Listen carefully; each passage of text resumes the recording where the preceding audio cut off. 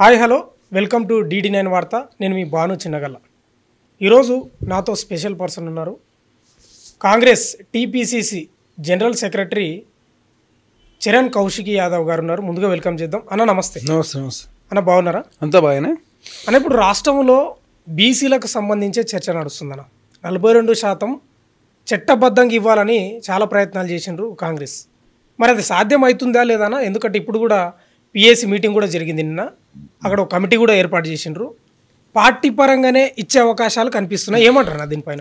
అంటే ప్రధానంగా బీసీలకు సంబంధించి కాంగ్రెస్ పార్టీ కామారెడ్డి డిక్లరేషన్ ప్రకటించిన తర్వాత తెలంగాణ రాష్ట్రంలో అధికారులకు వచ్చిన తక్షణమే క్యాబినెట్లో తీర్మానం చేసి అసెంబ్లీలో బిల్లు పాస్ చేసి తెలంగాణ రాష్ట్రంలో కులగణన చేసింది కాంగ్రెస్ ప్రభుత్వం. దాదాపు 150 కోట్ల రూపాయలు ఖర్చు పెట్టి 1,03,000 మంది ఎమ్యూనరేటర్లను పెట్టి రాష్ట్ర వ్యాప్తం ఒకసారి కాదు 2 సార్లు కూడా అవకాశం ఇచ్చింది కాంగ్రెస్ పార్టీ. ఆ కులగణనలో వివరాలు నమోదు చేసుకున్న వాళ్ళు కల్వకుంట్ల కుటుంబం నుంచి కేసీఆర్ గారు, హరీష్ రావు గారు, అదేవిధంగా కేటీఆర్ గారు, భారతీయ జనతా పార్టీ నుంచి డికే అరుణ గారు. వాళ్ళు కులగణన వివరాలు నమోదు చేసుకోలేదు. అదే కాకుండా Bharatiya Janata party assembly bill pass అవుతుంటే ఇక్కడ మద్దతు ఇచ్చారు, కానీ కేంద్రంలో మద్దతు ఇవ్వని పరిస్థితి మనం చూస్తూ ఉన్నాం. అదే కాకుండా బీఆర్ఎస్ పార్టీ ఏకంగా అసెంబ్లీ బిల్లు పాస్ చేస్తూ ఉంటే వాకౌట్ చేసి వెళ్ళిపోయిన పరిస్థితి మనం చూసినాం. కౌన్సిల్లో కూడా బీఆర్ఎస్ పార్టీ సమయం ఎమ్మెల్సీలు వెళ్ళిపోయినా కూడా కల్వకుంట్ల కవిత గారు మాత్రం బీసీ చర్చల్లో భాగస్వాములు అయ్యారు. బీసీల గురించి మాట్లాడిన మాట వాస్తవాన్ని ఒప్పుకోవాల్సిన అవసరం ఉంది. అదే కాకుండా ఇక్కడ కాంగ్రెస్ ప్రభుత్వం 2 సార్లు అంటే ఒకసారి 42% సంబంధించి విద్యా ఉద్యోగాల్లో 42% రిజర్వేషన్, అదే కాక లోకల్ వాళ్ళు 42% రిజర్వేషన్ గురించి బిల్లు పాస్ చేసుకొని గవర్నర్ గారు ఆమోదం తర్వాత రాష్ట్రపతి గారికి పంపిన పరిస్థితి మనం చూసినాం. రాష్ట్రపతి గారి దగ్గర బిల్లు పెండింగ్ ఉన్నది. తర్వాత హైకోర్టులో సెప్టెంబర్ చివరి వరకు ఎలక్షన్ నిర్వహించాలని చెప్పేసి హైకోర్టు సూచిస్తే దానిలో భాగంగా ఆర్డినెన్స్ జారీ చేసి గవర్నర్ గారు పంపితే గవర్నర్ గారు కేంద్ర హోంశాఖ న్యాయ నిపుణుల సలహా కోసం వారు పంపారు. కాబట్టి 2 బిల్లులు పెండింగ్ ఉన్నాయి. అదే కాకుండా 2015 పంచాయతీ యాక్టు నిబంధన ఉన్నది, 50% నిబంధన. కాబట్టి దాన్ని తొలగించాలంటే ఖచ్చితంగా ఈ ఆర్డినెన్స్లను ఆమోదించాలి, లేదు కాంగ్రెస్ ప్రభుత్వం చేసినటువంటి చట్టాలను ఆమోదించాలి. ఈ 2 జరుగుతలేవు. అదే కాకుండా సుప్రీంకోర్టు చాలా స్పష్టంగా జడ్జిమెంట్ ప్రకటించారు. గవర్నర్ కానీ రాష్ట్రపతి గారు కానీ 3 నెలల లోపు నిర్ణయం తీసుకోవాలని చెప్పేసి. మనం పంపించిన బిల్లు 4 నెలలు అవుతా ఉంది. కాబట్టి మరి కోర్టు పోతే ఏ విధంగా ఉంటుంది? త్వరితగతిన ఏమన్నా పరిష్కారం అవుతుందా? అంటే ఇప్పుడు ప్రధానంగా వినిపిస్తున్నది ఏంటంటే ఎందుకు సుప్రీంకోర్టుకు వెళ్తలేరు? అదే చెప్తా ఉన్నాం కదా, ఇప్పుడు వెల్లుడు సమస్య కాదు, ఇక్కడ 3 నెలలు దాటిపోవాలి వెళ్ళాలంటే. అదే కాకుండా దానికి సంబంధించి చాలా న్యాయ చిక్కులు ఉన్నాయి. అదే కాకుండా ఇప్పుడు నిన్న పిఏసీలో చాలా స్పష్టంగా చర్చించారు. ప్రధానంగా క్యాబినెట్ని సబ్ కమిటీని కూడా కాన్స్టిట్యూట్ చేసి 28వ తారీఖు లోపు నిర్ణయం ప్రకటించాలని చెప్పి చాలా స్పష్టంగా ప్రకటించుకున్న పరిస్థితి మనం చూసినాం. ఇక్కడ సుప్రీంకోర్టు పోతే ఏ విధంగా ఉంటుంది? ఎందుకంటే 3 నెలల లోపు నిర్ణయం తీసుకోవాలి. కాబట్టి సుప్రీంకోర్టు చాలా స్పష్టంగా రాష్ట్రపతి గారు కావచ్చు, గవర్నర్ దగ్గర ఉన్న బిల్లులు 3 నెలల లోపు నిర్ణయం తీసుకోవాలని. గతంలో స్టాలిన్ గారు కూడా నిర్ణయం తీసుకున్న పరిస్థితి మనం చూసినాం. కాబట్టి సుప్రీంకోర్టు పోయే ప్రయత్నం లేదు. సెకండ్లో ఇక సెప్టెంబర్ లోపు ఎలక్షన్ పెట్టాలని చెప్పి హైకోర్టు చెప్పింది. కాబట్టి సింగిల్ బెంచ్ ఇచ్చిన తీర్పు కాబట్టి జడ్జిమెంట్ కాబట్టి మరి డబుల్ బెంచ్ పోతే ఏ విధంగా ఉంటుంది? కాబట్టి ఇవన్నీ కూడా కూలంకషంగా పిఏసీలో చర్చించారు.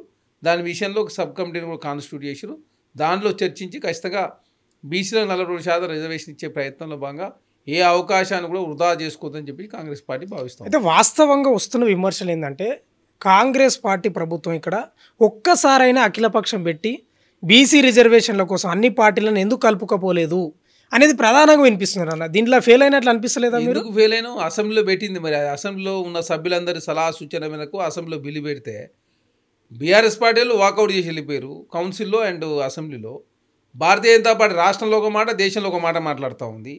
ఇక్కడ చూడండి, అసెంబ్లీ బిల్లు పాస్ అవుతూ ఉంటే భారతీయ జనతా పార్టీ మద్దతు ఇచ్చింది, దేశంలో ఉన్న భారతీయ జనతా పార్టీ వ్యతిరేకిస్తూ ఉంది. మరి మద్దతు ఇచ్చిన పార్టీ వాళ్ళ ప్రయత్నం ఏమైనా చేసిరా? కాబట్టి 2-4 దూరంతో భారతీయ జనతా పార్టీ వ్యవహరిస్తూ ఉంది. బీఆర్ఎస్ పార్టీ వాకౌట్ చేసి వెళ్ళిపోయింది. బీసీలు నిండముంచిన వాళ్ళు వాళ్ళే. కాబట్టి 33% రిజర్వేషన్ 23% కుదించింది వాళ్ళే. వాళ్ళ ఆయనలో దాదాపు 11% బీసీలకు ఎంపీటీసీ జెడ్పీసీ ఎలక్షన్లో అన్యాయం జరిగింది. అది సర్పంచ్ కుస్తాలకి అది 18% పరిమితమైంది. అంటే బీసీల పట్ల బీజేపీకి కానీ బీఆర్ఎస్కి కానీ చిత్తశుద్ధి లేదంటారా?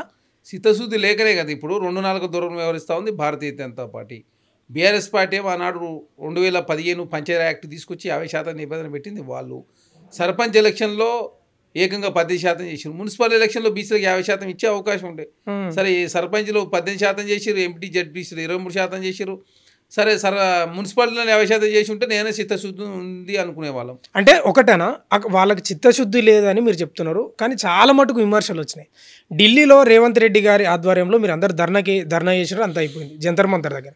అక్కడ నిజంగానే చిత్తశుద్ధి ఉంటే రాహుల్ గాంధీ గారికి ఎందుకు కనీసం రాహుల్ గాంధీ, సోనియా గాంధీ, లేకపోతే ప్రియాంక గాంధీ, ఖర్గే గారు కనీసం ఇట్లా తొంగి చూడలేదు అనే విమర్శలకు ఏం చెప్తారు మీరు? అది వాస్తవంగా చెప్పాలంటే ఆనాడు జార్ఖండ్లో శివసేన గారు చనిపోవడం, దానికి రాహుల్ గాంధీ గారు పోయారు. రాహుల్ గాంధీ గారు ఇప్పుడు కాంగ్రెస్ పార్టీ, రాహుల్ గాంధీ గారు కాంగ్రెస్ పార్టీ మాట్లాడుతుంది కాబట్టి బీసీ అంశం జాతీయ స్థాయి అంశమైంది. ఓబీసీ ప్రధానమంత్రి అని చెప్తారు, ఓబీసీలకు అత్యధికంగా క్యాబినెట్లో మంత్రులు చెప్తారు, 90 మంది ఎంపీలు ఉన్నారని చెప్పిన భారతీయ జనతా పార్టీ ఓబీసీల పేరు మీద రాజకీయం చేస్తూ ఉంది.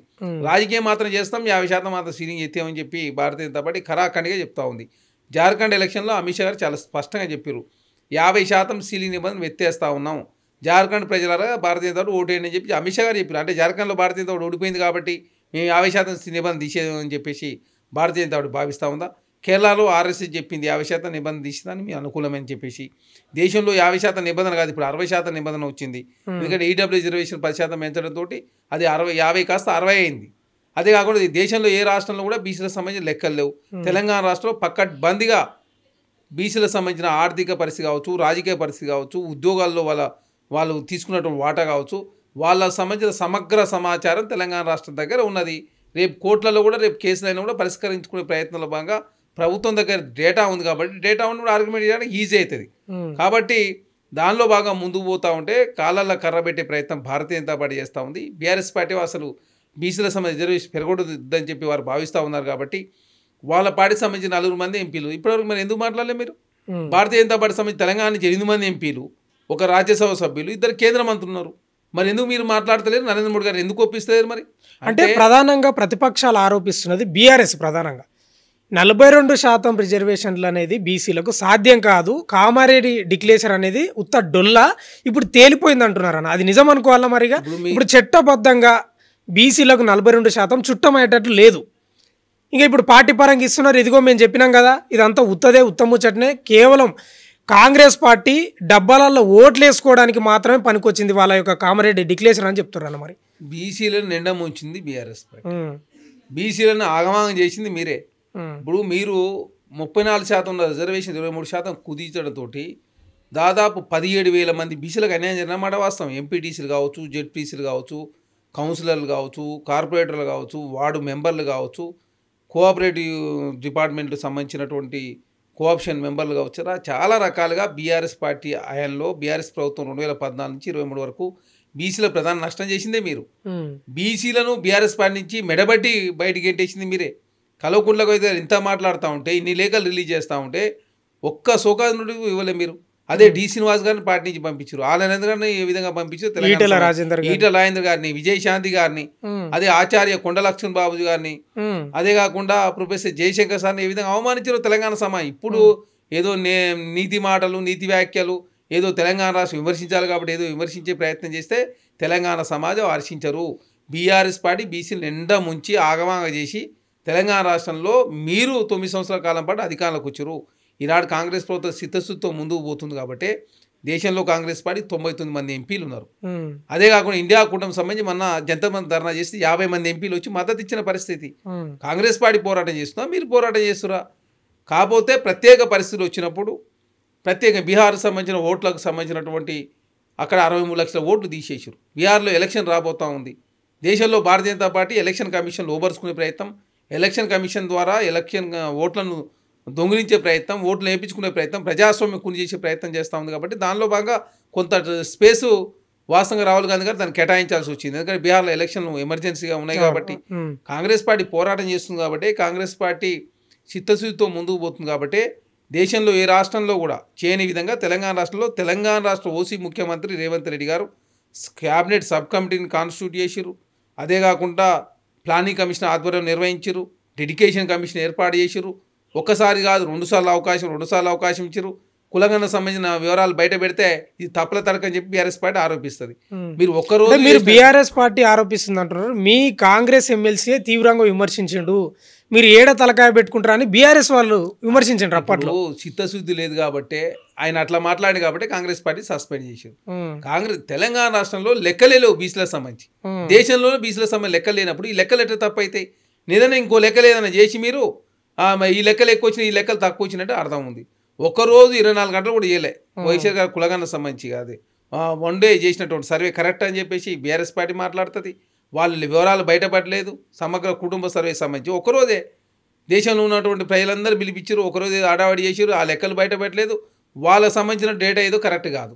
ఇక్కడ చాలా స్పష్టంగా 1,03,000 మంది ఎమిరేటర్లు చాలా సుదీర్ఘకాలం పనిచేసి 150 కోట్ల రూపాయలు ఖర్చు పెట్టి చీఫ్ కమిషన్ గారు అది చీఫ్ సెక్రటరీ గారు, అదేవిధంగా కలెక్టర్లు, ఎంపీడీఓలు, అదే గ్రామ పంచాయతీ సెక్రటరీలు, మంత్రి గారు, ముఖ్యమంత్రి గారు అందరూ చాలా పెద్ద ఎత్తున దీన్ని మానిటరింగ్ చేసి తెలంగాణ రాష్ట్రంలో కులగన చేస్తే అది తప్పని చెప్పేసి తీర్మానం మాట్లాడితే కాంగ్రెస్ పార్టీ సస్పెండ్ చేసారు. కాంగ్రెస్ పార్టీ నుంచి నువ్వు అనవసరంగా ప్రతిపక్షాలు మాటల్లో పడిపోతా ఉన్నావు, అనవసరంగా కాంగ్రెస్ పార్టీ నష్టం చేసే ప్రయత్నం చేస్తూ ఉన్నావు. ఒక ఓబీసీ ప్రధానమంత్రి ఉన్నటువంటి ఈ దేశంలో బీసీలకు సంబంధించిన లెక్కలు తెలిసలేదు.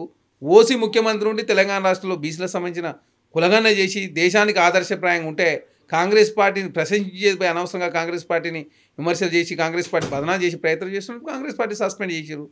అంటే వాస్తవంగా ఇప్పుడు తీన్మార్ మల్లన్న ఇష్యూ వచ్చింది కాబట్టి మాట్లాడుతున్నాం. ఈ మధ్యలో రాజగోపాల్ రెడ్డి గారు కానీ ఒకరిద్దరు అట్లా పార్టీకి వ్యతిరేకంగా మాట్లాడుతున్నారు. ఏకంగా ముఖ్యమంత్రి రేవంత్ రెడ్డిపై ఆరోపణలు చేస్తున్నారు. అంటే తీన్మార్ మల్లన్నకు ఓ న్యాయం, సస్పెండ్ విషయంలో వీళ్ళకెందుకు ఓ న్యాయం అనేది ప్రశ్నలు వస్తున్నాయి. దీనికి ఏం చెప్తారు మీరు? ఎవరు అంటే రాజగోపాల్ రెడ్డి గారు. ఇక్కడ రాజగోపాల్ రెడ్డి గారు మాట్లాడిన అంశం వేరు. రాజగోపాల్ రెడ్డి గారు నాకు అధిష్టానం మాట ఇచ్చింది, నా మాట నిలుపుకోండి అని చెప్తా ఉన్నాడు. మరి ఆయనకి ఏమైనా మాట ఇచ్చింది, నా మాట నిలుపుకోండి అంటే ఒక అర్థం ఉంది. కాంగ్రెస్ పార్టీ మాట ఇచ్చి కామారెడ్డి డిక్లరేషన్ ఒక ఓబీసీ ప్రధానమంత్రి బీసీల లెక్కలు తీర్చడానికి సిద్ధంగా లేకపోతే తెలంగాణ ముఖ్యమంత్రి జంతర్ మంతర్ ధర్నా చేసి ఓబీసీ ప్రధానమంత్రిని చెప్పుకుంటూ కాదు, ఓబీసీలో ఓటు వేయించుకుంటూ కాదు, జనగణనలో కులగన్న పెట్టండి అని చెప్పేసి ఒత్తిడి చేస్తే ఏకంగా భారతీయ జనతా పార్టీ కేంద్ర ప్రభుత్వం ఒప్పుకొని ఇప్పుడు జనగణనలో కులగన్న చేస్తూ ఉన్నారు. మరి ఆయనకున్న సోది, ఆయనకున్నటువంటి నిజాయితీ ఆయన కావచ్చు, అదే కమిట్మెంట్ కావచ్చు, మరి ఒక బీసీగా నీకు ఉండాలి కదా. కాంగ్రెస్ పార్టీ నష్టం చేసే పనులు ఎట్లా చేస్తాం? మరి కాంగ్రెస్ పార్టీ అన్నం పెట్టే పార్టీ సున్నం పెట్టే ప్రయత్నం చేస్తే ఎట్లా? కాంగ్రెస్ సాహసోపేత నిర్ణయం తీసుకుంది. కర్ణాటకలో బీసీ ముఖ్యమంత్రి కొంత ఇబ్బంది అయ్యేది, కర్ణాటకలో ఇంకా చేయలే. తెలంగాణ రాష్ట్రంలో ఓసీ ముఖ్యమంత్రి ఉండి బీసీలకు సంబంధించిన లెక్కలు బయటపెట్టినప్పుడు దాన్ని స్వాగతించాల్సింది పోయి ఆయననే బదనాలు చేసే ప్రయత్నం, రెడ్డిలు ఇట్లా ఇంతమంది రాని. అంటే తీన్మార్ మల్లన్న అంటున్నది ఏంటంటే చివరి ముఖ్యమంత్రి రేవంత్ రెడ్డి 2028లో రాసి పెట్టుకోండి గోడల మీద బీసీ ముఖ్యమంత్రి అంటున్నాడు. ఇప్పుడు ఆయన మస్తు మాట్లాడతాడు, ఆయనకు కాంగ్రెస్ పార్టీ సంబంధం లేదు. నరం లేని వాళ్ళకి ఏదైనా మాట్లాడుతున్నట్టు.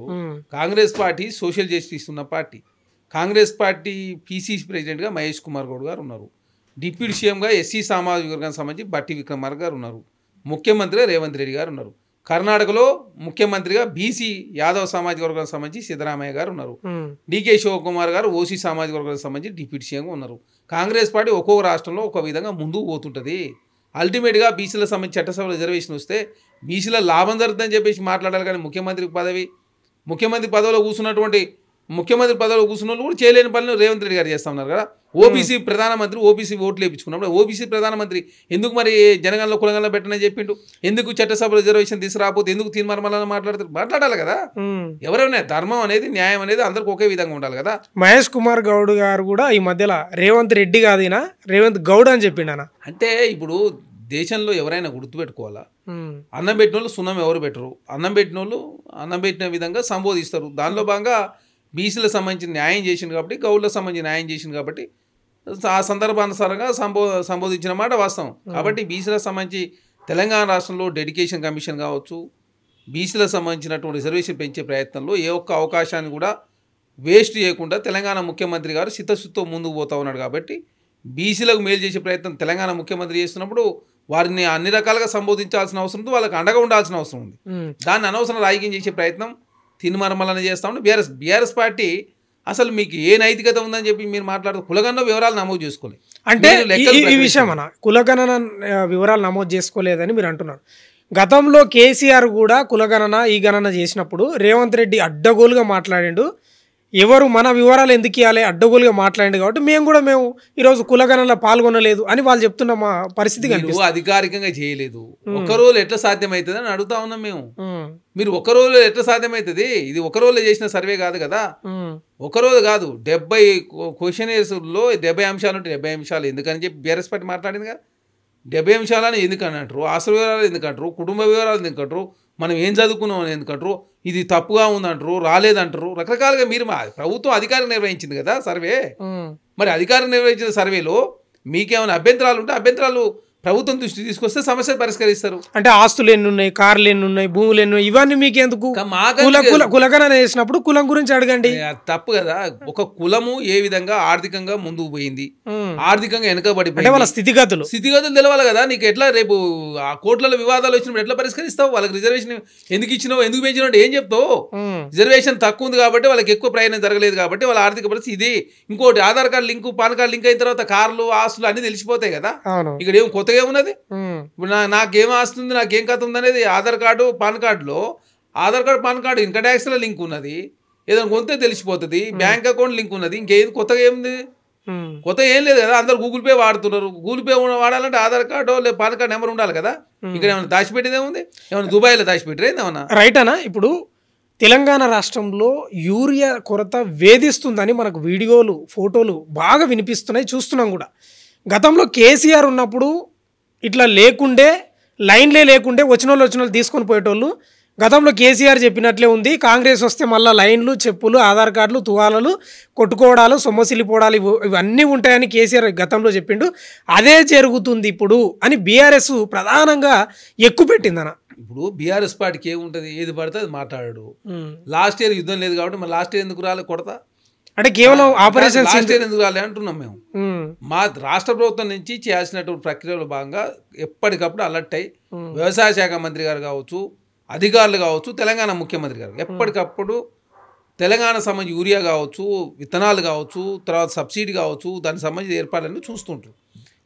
ఇక్కడ తెలంగాణ రాష్ట్రంలో కాంగ్రెస్ ప్రభుత్వం అధికారులకు వచ్చిన తర్వాత రైతుల కోసం 1,02,000 కోట్ల రూపాయలు ఖర్చు పెట్టింది రాష్ట్ర ప్రభుత్వం. ఏమో మీరు రుణమాఫీ చేయని వాళ్ళు, 9,000 కోట్ల రూపాయలు ఎగ్గొట్టిన వాళ్ళు, రైతులకు బేడీలు వేసిన వాళ్ళు, రైతులను అవమానించిన వాళ్ళు మీరు. ఇంకా అదే కాకుండా తరుగు పేరు మీద 7 నుంచి 10 కిలోలు తీసిన వాళ్ళు, బోనస్ కల్పించిన వాళ్ళు, మీరు రైతుల గురించి మాట్లాడితే తెలంగాణ సమాజం హర్షిస్తే కాంగ్రెస్ పార్టీ చిత్తశుద్ధి ఉంది కాబట్టి భారతీయ జనతా పార్టీకి కేంద్రంలో ఉన్నది. మరి కేంద్ర ప్రభుత్వం మేము కేంద్ర మంత్రులు మాట్లాడక ఒట్టినే లేఖ రాసి వదిలేస్తే ఎట్లా? కేంద్రంలో మీ ఎంపీలు ఏమైనా పోరాటం చేసిరా? మా ఎంపీలు యూరియా గురించి పార్లమెంట్లో నిరసన వ్యక్తం చేశారు, పార్లమెంట్లో క్వశ్చన్స్ అందించారు, దానికి ప్రియాంక గాంధీ గారు మద్దతు ప్రకటించారు. చామల కిరణ్ కుమార్ రెడ్డి గారు కావచ్చు, అదే మల్రావు గారు ఏకంగా కేంద్ర మంత్రులు కలిసిరు. మా ముఖ్యమంత్రి గారు 2-3 సార్లు కేంద్ర మంత్రులు కలిసిరు. అరే దానికి సంబంధించి రామచంద్రరావు కూడా అవగాహన లేకుండా మాట్లాడతాడు. ఏ రాష్ట్రంలో యూరియా కొరత? అన్ని రాష్ట్రాల్లో యూరియా కొరత ఉంది కదా. మీ రఘునందన్ రావు గారు చాలా స్పష్టంగా వారు ప్రకటించారు. సింధూర్ ఆపరేషన్ ద్వారా చైనా నుంచి రావాల్సిన యూరియా రాలేదని చెప్పేసి వారు మాట్లాడిరి. నిన్న అదేవిధంగా ఏదైతే మన గోదావరికి గనికి సంబంధించినటువంటి రామగుండం ఎరువుల ఫ్యాక్టరీకి సంబంధించి పిలిపించి తుమ్మల నాగేశ్వరరావు గారు రివ్యూ చేశారు.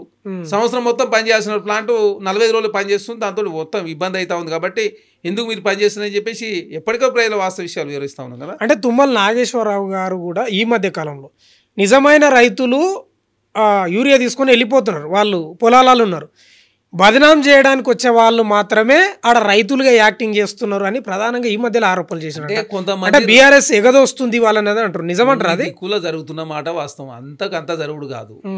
కొన్ని దిక్కుల బీఆర్ఎస్ పార్టీ ఏంటంటే సోషల్ మీడియాని నమ్ముకున్నారు, 23 యూట్యూబ్ ఛానల్ ఏర్పాటు చేసుకున్నారు, నెలకు 10 కోట్ల రూపాయలు ఖర్చు పెడుతూ తెలంగాణ రాష్ట్ర కాంగ్రెస్ ప్రభుత్వాన్ని బదనాం చేసే ప్రయత్నమే తప్ప. అంటే కాంగ్రెస్ కు సోషల్ మీడియా బలం లేదా? మాకేమున్నది, మేము చెప్తా ఉన్నాం, మేము ఎక్కడైనా మీడియా మీద ఎక్కడ ఆంక్ష విధించలేదు. వాళ్ళ ఆయనలో ABN TV9 బ్యాన్ చేశారు. 1 మంత్ పాటు వెలుగు అండ్ V6 కూడా బ్యాన్ చేసిన పరిస్థితి. తెలంగాణ రాష్ట్రంలో ఇక్కడ బ్యాన్ అనే ప్రసక్తి లేదు. సోషల్ మీడియా వాళ్ళ పని వాళ్ళు చేసుకుంటూ పోతా ఉన్నారు, టీవీలో వాళ్ళు పని చేస్తూ ఉన్నారు, పేపర్ వాళ్ళు వాళ్ళ పని వాళ్ళు చేసుకుంటూ పోతాం. సరే తప్పుడు వార్తలు రాష్ట్రం కూడా నమస్తే తెలంగాణ ఇదివరకు మేము బ్యాన్ చేయలేదు కదా, టీవీ న్యూస్ కూడా బ్యాన్ చేయలేము మేము. సరే వాళ్ళ కర్మకాలు పోతారు, ప్రజలైతే వాస్తవ విషయాలు తెలుస్తాయి. ఇక్కడ ఏంటంటే మసిబూసి మారకాయ చేసే ప్రయత్నం బీఆర్ఎస్ పార్టీ చేస్తూ ఉంది. తెలంగాణ రాష్ట్రం వరి సాగు పెరిగితే, వరి దిగుబడి పెరిగితే మా కాళేశ్వరం అరే కాళేశ్వరమే పని చేస్తలేదా? మేడిగడ్డ అన్నారం, సుందీలో 3 ప్రాజెక్టులు పని చేయకున్నా కూడా తెలంగాణ రాష్ట్రంలో ధాన్యాగారం ఎట్లయిందో చెప్పండి అంటే బీఆర్ఎస్ పార్టీ సమాధానం. అంటే మీరు నీళ్లు నిల్వ చేయకుండా కాళేశ్వరం ప్రాజెక్టులో కేసీఆర్ను ఎక్కడ తిరిగి దోషిగా నిలబెట్టాలనేది మీరు ప్రధానంగా చేస్తున్నారంట అన్న. ఇక్కడ డ్యామ్ సేఫ్టీ అథారిటీ వాళ్ళు రిపోర్ట్ ఇచ్చారు. మీరు నీళ్లు కాక నిల్వ చేస్తే భద్రాచలంలో 44 గ్రామాలు మొత్తమే కొట్టుకొని పోతుంది. ఏకంగా టెంపుల్తో సహా కొట్టుకోపోవాలని చెప్పి బీఆర్ఎస్ పార్టీ భావిస్తుందా? అంటే జనాలు చచ్చిపోవాలి మీ రాజకీయం కోసం? అది ఏమన్నా అర్థం ఉందా మాట్లాడే దాంట్లో? నీళ్లు స్టోర్ చేయొద్దని చెప్పి చాలా స్పష్టంగా డ్యామ్ సేఫ్టీ అథారిటీ వాళ్ళు నిపుణులు, మీరు అన్న నిపుణులు చెప్తే పట్టించుకోకుండా తెలంగాణ రాష్ట్రంలో ప్రాజెక్ట్ కట్టి 1,70,000 కోట్ల రూపాయలు ఇరిగేషన్ ప్రాజెక్ట్ మీద ఖర్చు పెట్టి ఒక్క ప్రాజెక్ట్ కూడా కేంద్రం నుంచి అనుమతులు ఇరిగేషన్ వాటర్ అలొకేషనే జరగలేదు తెలంగాణ రాష్ట్రంలో. అరే కాళేశ్వరం కట్టాల్సి ఉంటే కట్టలేదు, మేడిగడ్డ అన్నారో సుందిలో పనిచేయడం లేదు. తెలంగాణ రాష్ట్రం ఎట్లా దాన్ని చెప్పండి అంటే దాని సమాజం. తెలంగాణ రాష్ట్ర సమైక్య రాష్ట్రంలో 18 లక్షల మోటార్ పంపు చెట్లు ఉంటే తెలంగాణ రాష్ట్రం ఏర్పడిన తర్వాత 25 లక్షల మోటార్ పంపు చెట్లు పెరిగినాయి. ఈ పంపు చెట్లు పెరగడం, వాతావరణం అనుకూలంగా వర్షాలు పడడం, సమృద్ధిగా ఉండడంతో తెలంగాణ రాష్ట్రంలో వరి సాగు పెరిగిందంటే మేము కట్టిన మేడిగడ్డే, మేము కట్టిన అన్నారమే, మేము అంటే కట్టిన కేసీఆర్ ప్రధానంగా ప్రాజెక్టులు కట్టడం వల్లనే, రీడిజైన్ చేయడం వల్లనే వరి సాగు పెరిగింది, నీళ్ళు వచ్చినాయి అనేది ప్రధానంగా వాళ్ళు నదులకే నడక నేర్పినని వాళ్ళు బీఆర్ఎస్ వాళ్ళు చెప్తున్న పరిస్థితి ఇప్పుడు అదే కదా. ఇప్పుడు నదులకే నడక నేర్పితే మరి ఎందుకు కాళేశ్వరం గుంగింది, కూలింది? మీరే అన్నారు అపర భగీరథుడు కేసీఆర్. అంటే దీనిపై కూడా క్లారిటీ ఇచ్చిండు కేసీఆర్. ఇప్పుడు మనకు పనులు ఉన్నాయి, ఒక పన్ను ఊసిపోతే దాన్ని ట్రీట్మెంట్ చేసుకుంటామా లేదా, అన్ని పనులు ఊడగొట్టుకుంటామా, అది సమాధానం చెప్పాలి కాంగ్రెస్ వాళ్ళని ఒక ఇంటర్వ్యూలో చెప్పిండు కేసీఆర్ గారు. ఇప్పుడు ఇక్కడ దయచేసి అర్థం చేసుకోవాల్సింది ఏంటంటే కేటీఆర్ ఏదైనా మాట్లాడతాడు. ఇప్పుడు ఆయనలో ఐటీని పెద్ద అద్భుతంగా నేను డెవలప్ మరి ఐటీ ఏడం ఉంది. మరి భారతదేశం ఐటీ ఎగుమతుల్లో కాంగ్రెస్ ప్రభుత్వం వచ్చిన తర్వాత 13% ఎక్స్పోర్ట్ పెరిగినాయి. భారతదేశం 2వ స్థానం, బెంగళూరు తర్వాత number 1, number 2, number 1 Bengaluru, number 2 Telangana. Telangana రాష్ట్రంలో మీరు ఇంత చెప్తున్న భారతీయ జనతా పార్టీ అయినా బీఆర్ఎస్ పార్టీ అయినా నరేంద్ర మోడీ గారు ఏమన్నా గుజరాత్ అంటే మోడల్, గుజరాత్ మోడల్ అని చెప్పి దేశంలో అధికారంలోకి వచ్చిన కదా.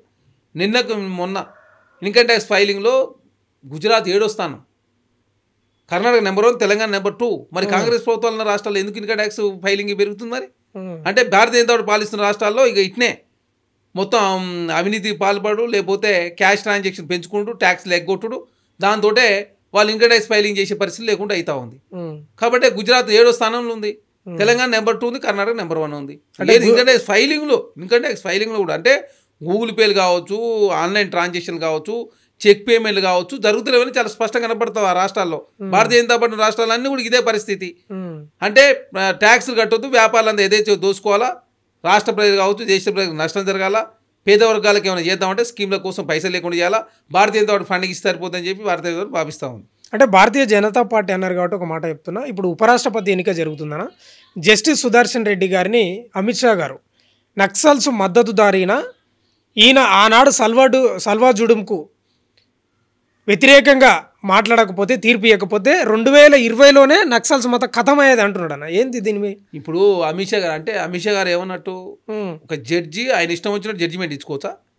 అదే అందుకే కదా కోర్టులో మేనేజ్ చేసి మీ ఇష్టం జడ్జిమెంట్ మీరు ఇప్పిస్తారు. భారతీయ జనతా పార్టీ కోర్టులను గౌరవిస్తలేదంట. ఎవరు ఎక్కడ జడ్జి అనేవాడు, జడ్జి ఏదో నాకు ఇష్టం లేదని చెప్పి జడ్జిమెంట్ ఇస్తాను వీలు ఉండదు కదా. చట్టాల లోబడి భారత రాజ్యాంగం ఉంటుంది, కాన్స్టిట్యూషన్ సెక్షన్లు ఉంటాయి, గత ప్రభుత్వంలో కావచ్చు గతంలో ఇచ్చిన తీర్పులు ఉంటాయి.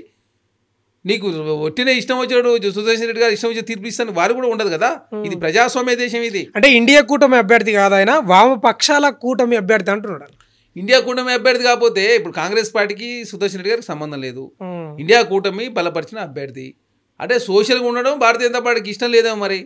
మరి ఆయన తీసుకొచ్చేట పెట్టి రాధాకృష్ణన్ గారు మరి ఆర్ఎస్ఎస్లో పనిచేసిన ఆయనని, భారతీయ జనతాలో పనిచేసిన వ్యక్తిని, చాలా రాష్ట్రాల గవర్నర్ పనిచేసిన వాళ్ళు, తెలంగాణ రాష్ట్రంలో గవర్నర్ పనిచేసారు. మరి ఇప్పుడు ఏమన్నాడు దానికి ఎంబీసీ అని. తమిళనాడులో ఎందుకు పెట్టారు మీరు? తమిళనాడు ఎలక్షన్లు వస్తున్నాయి కాబట్టి. సౌత్ ఇండియాలో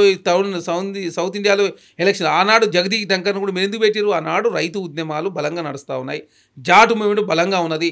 ఉత్తరప్రదేశ్ కావచ్చు, హర్యానా కావచ్చు, ఢిల్లీలో కావచ్చు, పంజాబ్లో భారతీయ జనతా లాభం జరగాలంటే ఒక జాట్ అభ్యర్థి పెట్టాలని చెప్పి జాట్ అభ్యర్థిని పెట్టారు. అంటే కేవలం ఎలక్షన్ స్టాండ్ మరి అంతే కదా. మీరు అదేవిధంగా పార్లమెంట్లో ఏదైతే తమిళనాడు సంబంధించినటువంటి సింగోల్ తీసుకొచ్చి పార్లమెంట్లో పెట్టినాం కాబట్టి మాకు తమిళనాడు ఓటు అని చెప్పి అమిత్ షా మాట్లాడి తమిళనాడు ఎలక్షన్లో పోయినసారి సింగోల్ని తీసుకొచ్చి మేము పార్లమెంట్లో ప్రదర్శించినాం.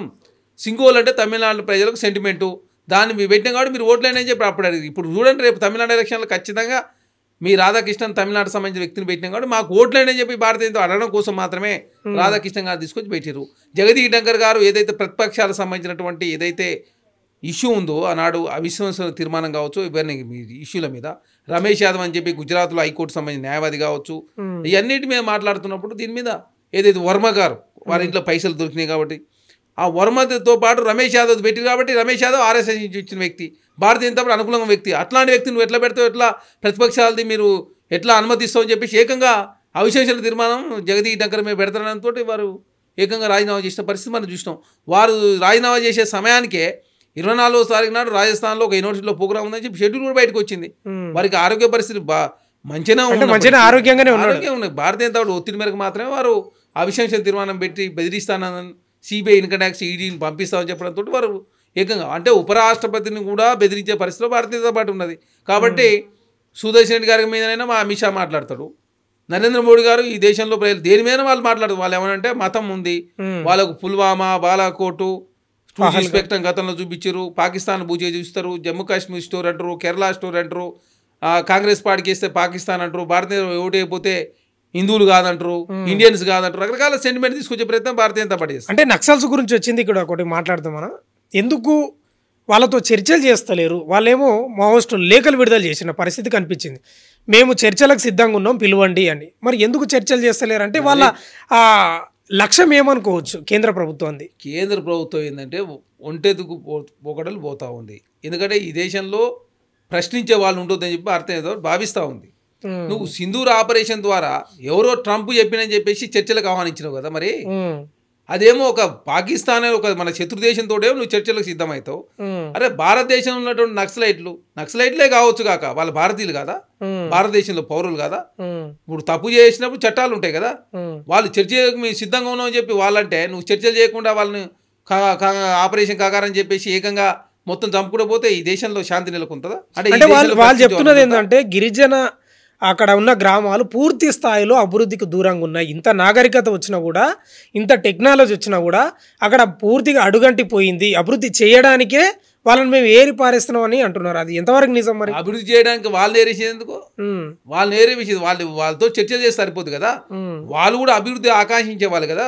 గిరిజన తెగలు కావచ్చు, గిరిజనులు కావచ్చు, ఆదివాసీలు అన్ని రకాలుగా అభివృద్ధి పదంలో ముందుకు పోవాలని కదా వాళ్ళు కోరుకునేది. వాళ్ళ లక్ష్యం నీ లక్ష్యం ఒకటైనప్పుడు చర్చలు ఎందుకు చేస్తలే? మరి మణిపూర్ ఎందుకు తగలబడిపోయింది అన్ని రోజుల పాటు? మణిపూర్ సంబంధించినటువంటి మణిపూర్ ఆగమాగం చేసి లాస్ట్‌లో రాష్ట్రపతి పాలన పెట్టి ఉన్న ముఖ్యమంత్రిని తొలగించి, అదే కాకుండా మీరు మణిపూర్ విజిట్ చేయకుండా పార్లమెంట్లో చర్చ చేద్దామంటే చర్చ చేయకుండా లాస్ట్కి ఏమైంది? మణిపూర్లో లాస్ట్కు ప్రభుత్వాన్ని రద్దు చేసుకునే పరిస్థితి వచ్చింది కదా. మరి మీరు ఏకంగా అదానికి రాసించారు, 2 తెగల మీద పంచాయతీ పెట్టిరు. అంటే భారతీయ జనతా పార్టీ ఏంటంటే ఎంతసేపు వాళ్ళ స్వార్థం స్వలాభం కోసం రాజకీయం చేస్తారు తప్ప ఈ దేశ ప్రజల కోసం వాళ్ళు భారతీయ జనతా పార్టీ పనిచేయడం లేదు, చాలా స్పష్టం. ఈ దేశంలో అన్ని సమస్యలు అయిపోయినాయని ఇక వాళ్ళు చెప్తానికి ఏం లేవు. ఎందుకంటే 2014లో 2G స్పెక్ట్రమ్ ప్రధానంగా బూచి చూపించి అధికారం 2019 కోసాల భారతీయ ఓడిపోతుందని చెప్పి దేశ ప్రజలందరూ ఆనాడు పుల్వామా, బాలాకోట్, ఆ పుల్వామా మీద మాట్లాడినప్పుడు సత్యపాల్ మాలిక్ గారు ఆనాడు జరిగినటువంటిది మన తప్పిదం మూలం జరిగింది అంటే గప్చుప్పు ఉండని చెప్పి నరేంద్ర మోడీ గారు అన్నారు, దాన్ని రాజకీయంగా వాడుకుంటని చెప్పి మాట్లాడితే సిబిఐ, ఈడీ ఇన్కమ్ ట్యాక్స్ వారి మీద పోయిన పరిస్థితి మనం చూసినాం. ఇంకా నిన్న జగదీష్ ధంకర్ గారు ఏకంగా అది వర్మ గారి మీద కావచ్చు, దాంతోపాటు రమేష్ యాదవ్ గారిది ఏదైతే హైకోర్టు జడ్జి ఉండో వారు గుజరాత్లో చేసిన వ్యాఖ్యల మీద అదేవిధంగా ఏకంగా ఇండియా కూటమి కావచ్చు కాంగ్రెస్ పార్టీ అడిగితే దాన్ని అలౌ చేసినందుకు ఏకంగా జగదీష్ ధంకర్ గారు ఇంటికి పంపించారు. ఒక ఉపరాష్ట్రపతికి సంబంధించిన వ్యక్తినే ఇంటికి పంపిస్తే ఈ భారతీయ జనతా పార్టీ దేశంలో ప్రజాస్వామ్యం లేకుండా చేసే ప్రయత్నం భారతీయ జనతా పార్టీ నరేంద్ర మోడీ చేస్తారు. అదే కాకుండా మొన్న భారతీయ ఓడిపోయే అవకాశం ఉండే మన 24 జరిగిన ఎలక్షన్లో ఆనాడు రామ మందిర్ ప్రధాన భూజీ చూపించారు, ఎలక్షన్ కమిషన్ మేనేజ్ చేశారు, ఎలక్షన్ కమిషన్ ద్వారా ఓట్లు తీసేసే ప్రయత్నం, ఓట్లను చేర్చే ప్రయత్నం, అదేమే భారతీయ జనతా పార్టీ బలహీనంగా ఉన్న ఈ ప్రాంతాల్లో ఓట్లను తీసేసారు, బలంగా ఉన్నటువంటి రాష్ట్రాల్లో ఓట్లను చేర్చి ఏకంగా చోరీ అంశం అదే కదా. మరి అదే కదా ఇక్కడ ఏమనంటే ఈవీఎం కావచ్చు, ఈవీప్యాడ్లు కావచ్చు, దీని మీద మీకు గెలిచిన రాష్ట్రం ఈవీప్యాడ్ల గురించి ఈవీఎం గురించి మాట్లాడతలే. మేము 60 లక్షలు బీహార్లో ఓటు తీసేస్తారు, 1 కోటి ఓట్లు మహారాష్ట్రలో చేరుస్తారు. బెంగళూరు సెంట్రల్ నియోజకవర్గానికి సంబంధించి 8 నియోజకవర్గాలు ఉంటే 7 నియోజకవర్గాల్లో భారతీయ జనతా పార్టీ మైనస్ వచ్చి ఒక్క నియోజకవర్గం ఓపెన్ చేయగానే మొత్తం 1,13,000 ఓట్లు వచ్చిన పరిస్థితి మహాదేవ్పూర్ నియోజకవర్గానికి సంబంధించి పెద్ద ఇష్యూగా నడిచింది ఈ మధ్యలో. అదే కాకుండా ఒక సింగిల్ బెడ్రూమ్ ఇల్లు 84 ఓట్లు, ఇంకో సింగిల్ బెడ్రూమ్ 54, అట్లా మొత్తం ఆధారాలతో కూడిన సమాచారాన్ని రాహుల్ గాంధీ అంటే వాస్తవంగా ఇంత డాటా క్లియర్గా రాహుల్ గాంధీ గారు ఇచ్చినప్పుడు ఎందుకు ఈసీ తడబడుతుంది అనుకుంటున్నారు? ఎందుకు అఫిడవిట్ దాఖలు చేయాలి? ఓతుందా మీకు, లేకపోతే క్షమాపణ చెప్పంటున్నారు? ఏంది పరిస్థితి ఏంది అసలు? ఈసీకి మధ్య రాహుల్ గాంధీకి గారికి మధ్య ఏంది ఏం జరుగుతుంది? సుప్రీంకోర్టు చాలా స్పష్టంగా చెప్పింది, election commission chief election commissioner కావచ్చు, కమిషనర్ కావచ్చు, నియమించేటప్పుడు గతంలో ఏదైతే చీఫ్ జస్టిస్ గారు ఉండాలి, ప్రతిపక్ష నాయకుడు చీఫ్ జస్టిస్, ప్రధానమంత్రి ఉండాలని చెప్తే ఏకంగా మీరు పార్లమెంట్లో ప్రత్యేక చట్టం తీసుకొచ్చి చీఫ్ జస్టిస్ లేకుండా చేసిరు. సీనియర్ మంత్రి, ప్రధానమంత్రి, లోక్సభ పక్ష నేత ఇద్దరు మీరుంటే ఒకరు రాహుల్ గాంధీ గారు అవడంతో వాళ్ళకి అనుకూలమైన వ్యక్తులను వేసుకోవడంతో ఎలక్షన్ కమిషన్లో, ప్రధాన ఎలక్షన్ కమిషన్లో ఓటు చోరీకి పాల్పడతా ఉంది.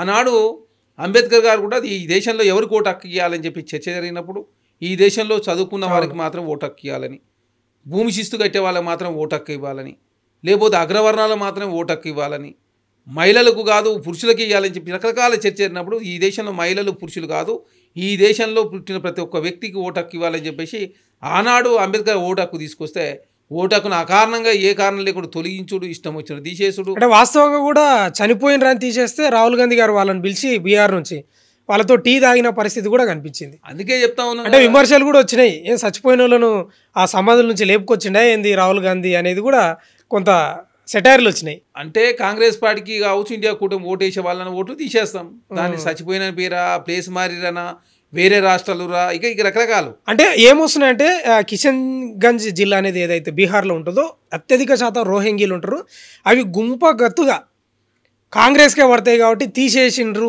అనే వాదన కూడా వస్తుంది. నిజమంటారా? దేశంలో రోహింగ్యాలు ఎంతమంది అని చెప్పి కేంద్ర హోంశాఖ ప్రకటించింది. మొన్న బండి సంజయ్ కూడా 30,000 మందే ఈ దేశంలో ఉన్నది. ఈ దేశంలో రోహింగ్యాలు ఉన్నారని చెప్పింది కేంద్ర హోంశాఖ. 30,000 మంది మాత్రం ఉన్నారని చెప్పారు. మరి 30 లక్షల మంది ఎక్కడి నుంచి వచ్చి రోహింగ్యాలు? 30,000 మంది అని చెప్పి కేంద్ర హోంశాఖ చెప్పిన లెక్కలు తక్కువ. మరి మీరు చెప్పిన లెక్కలు కరెక్టా? బండి సంజయ్ గారు, బండి సంజయ్ కూడా అన్నాడు హైదరాబాద్లో, బండి పోతే బండి ఇస్తాం, ఇల్లు పోతే ఇల్లు ఇస్తాం, రోహింగ్యాలు ఏరేస్తాం. మరి రోహింగ్యాలకు ఢిల్లీలో ఎట్లా డబుల్ బెడ్రూమ్ ఇచ్చింది భారతీయ జనతా పార్టీ? అంటే మీరు చేసింది కరెక్టా? వేరే వాళ్ళు చేసి తప్పవుతుందా? అంటే మీకు ఓటు అయిన వాళ్ళు రోహింగ్యాలు అవుతారా? అర్థం ఉందా? బండి సంజయ్ మాట్లాడితే ఒక కేంద్ర హోంశాఖ మంత్రిగా ఉండి నోటికి ఏదో వస్తుంది మాట్లాడితే ఎట్లా?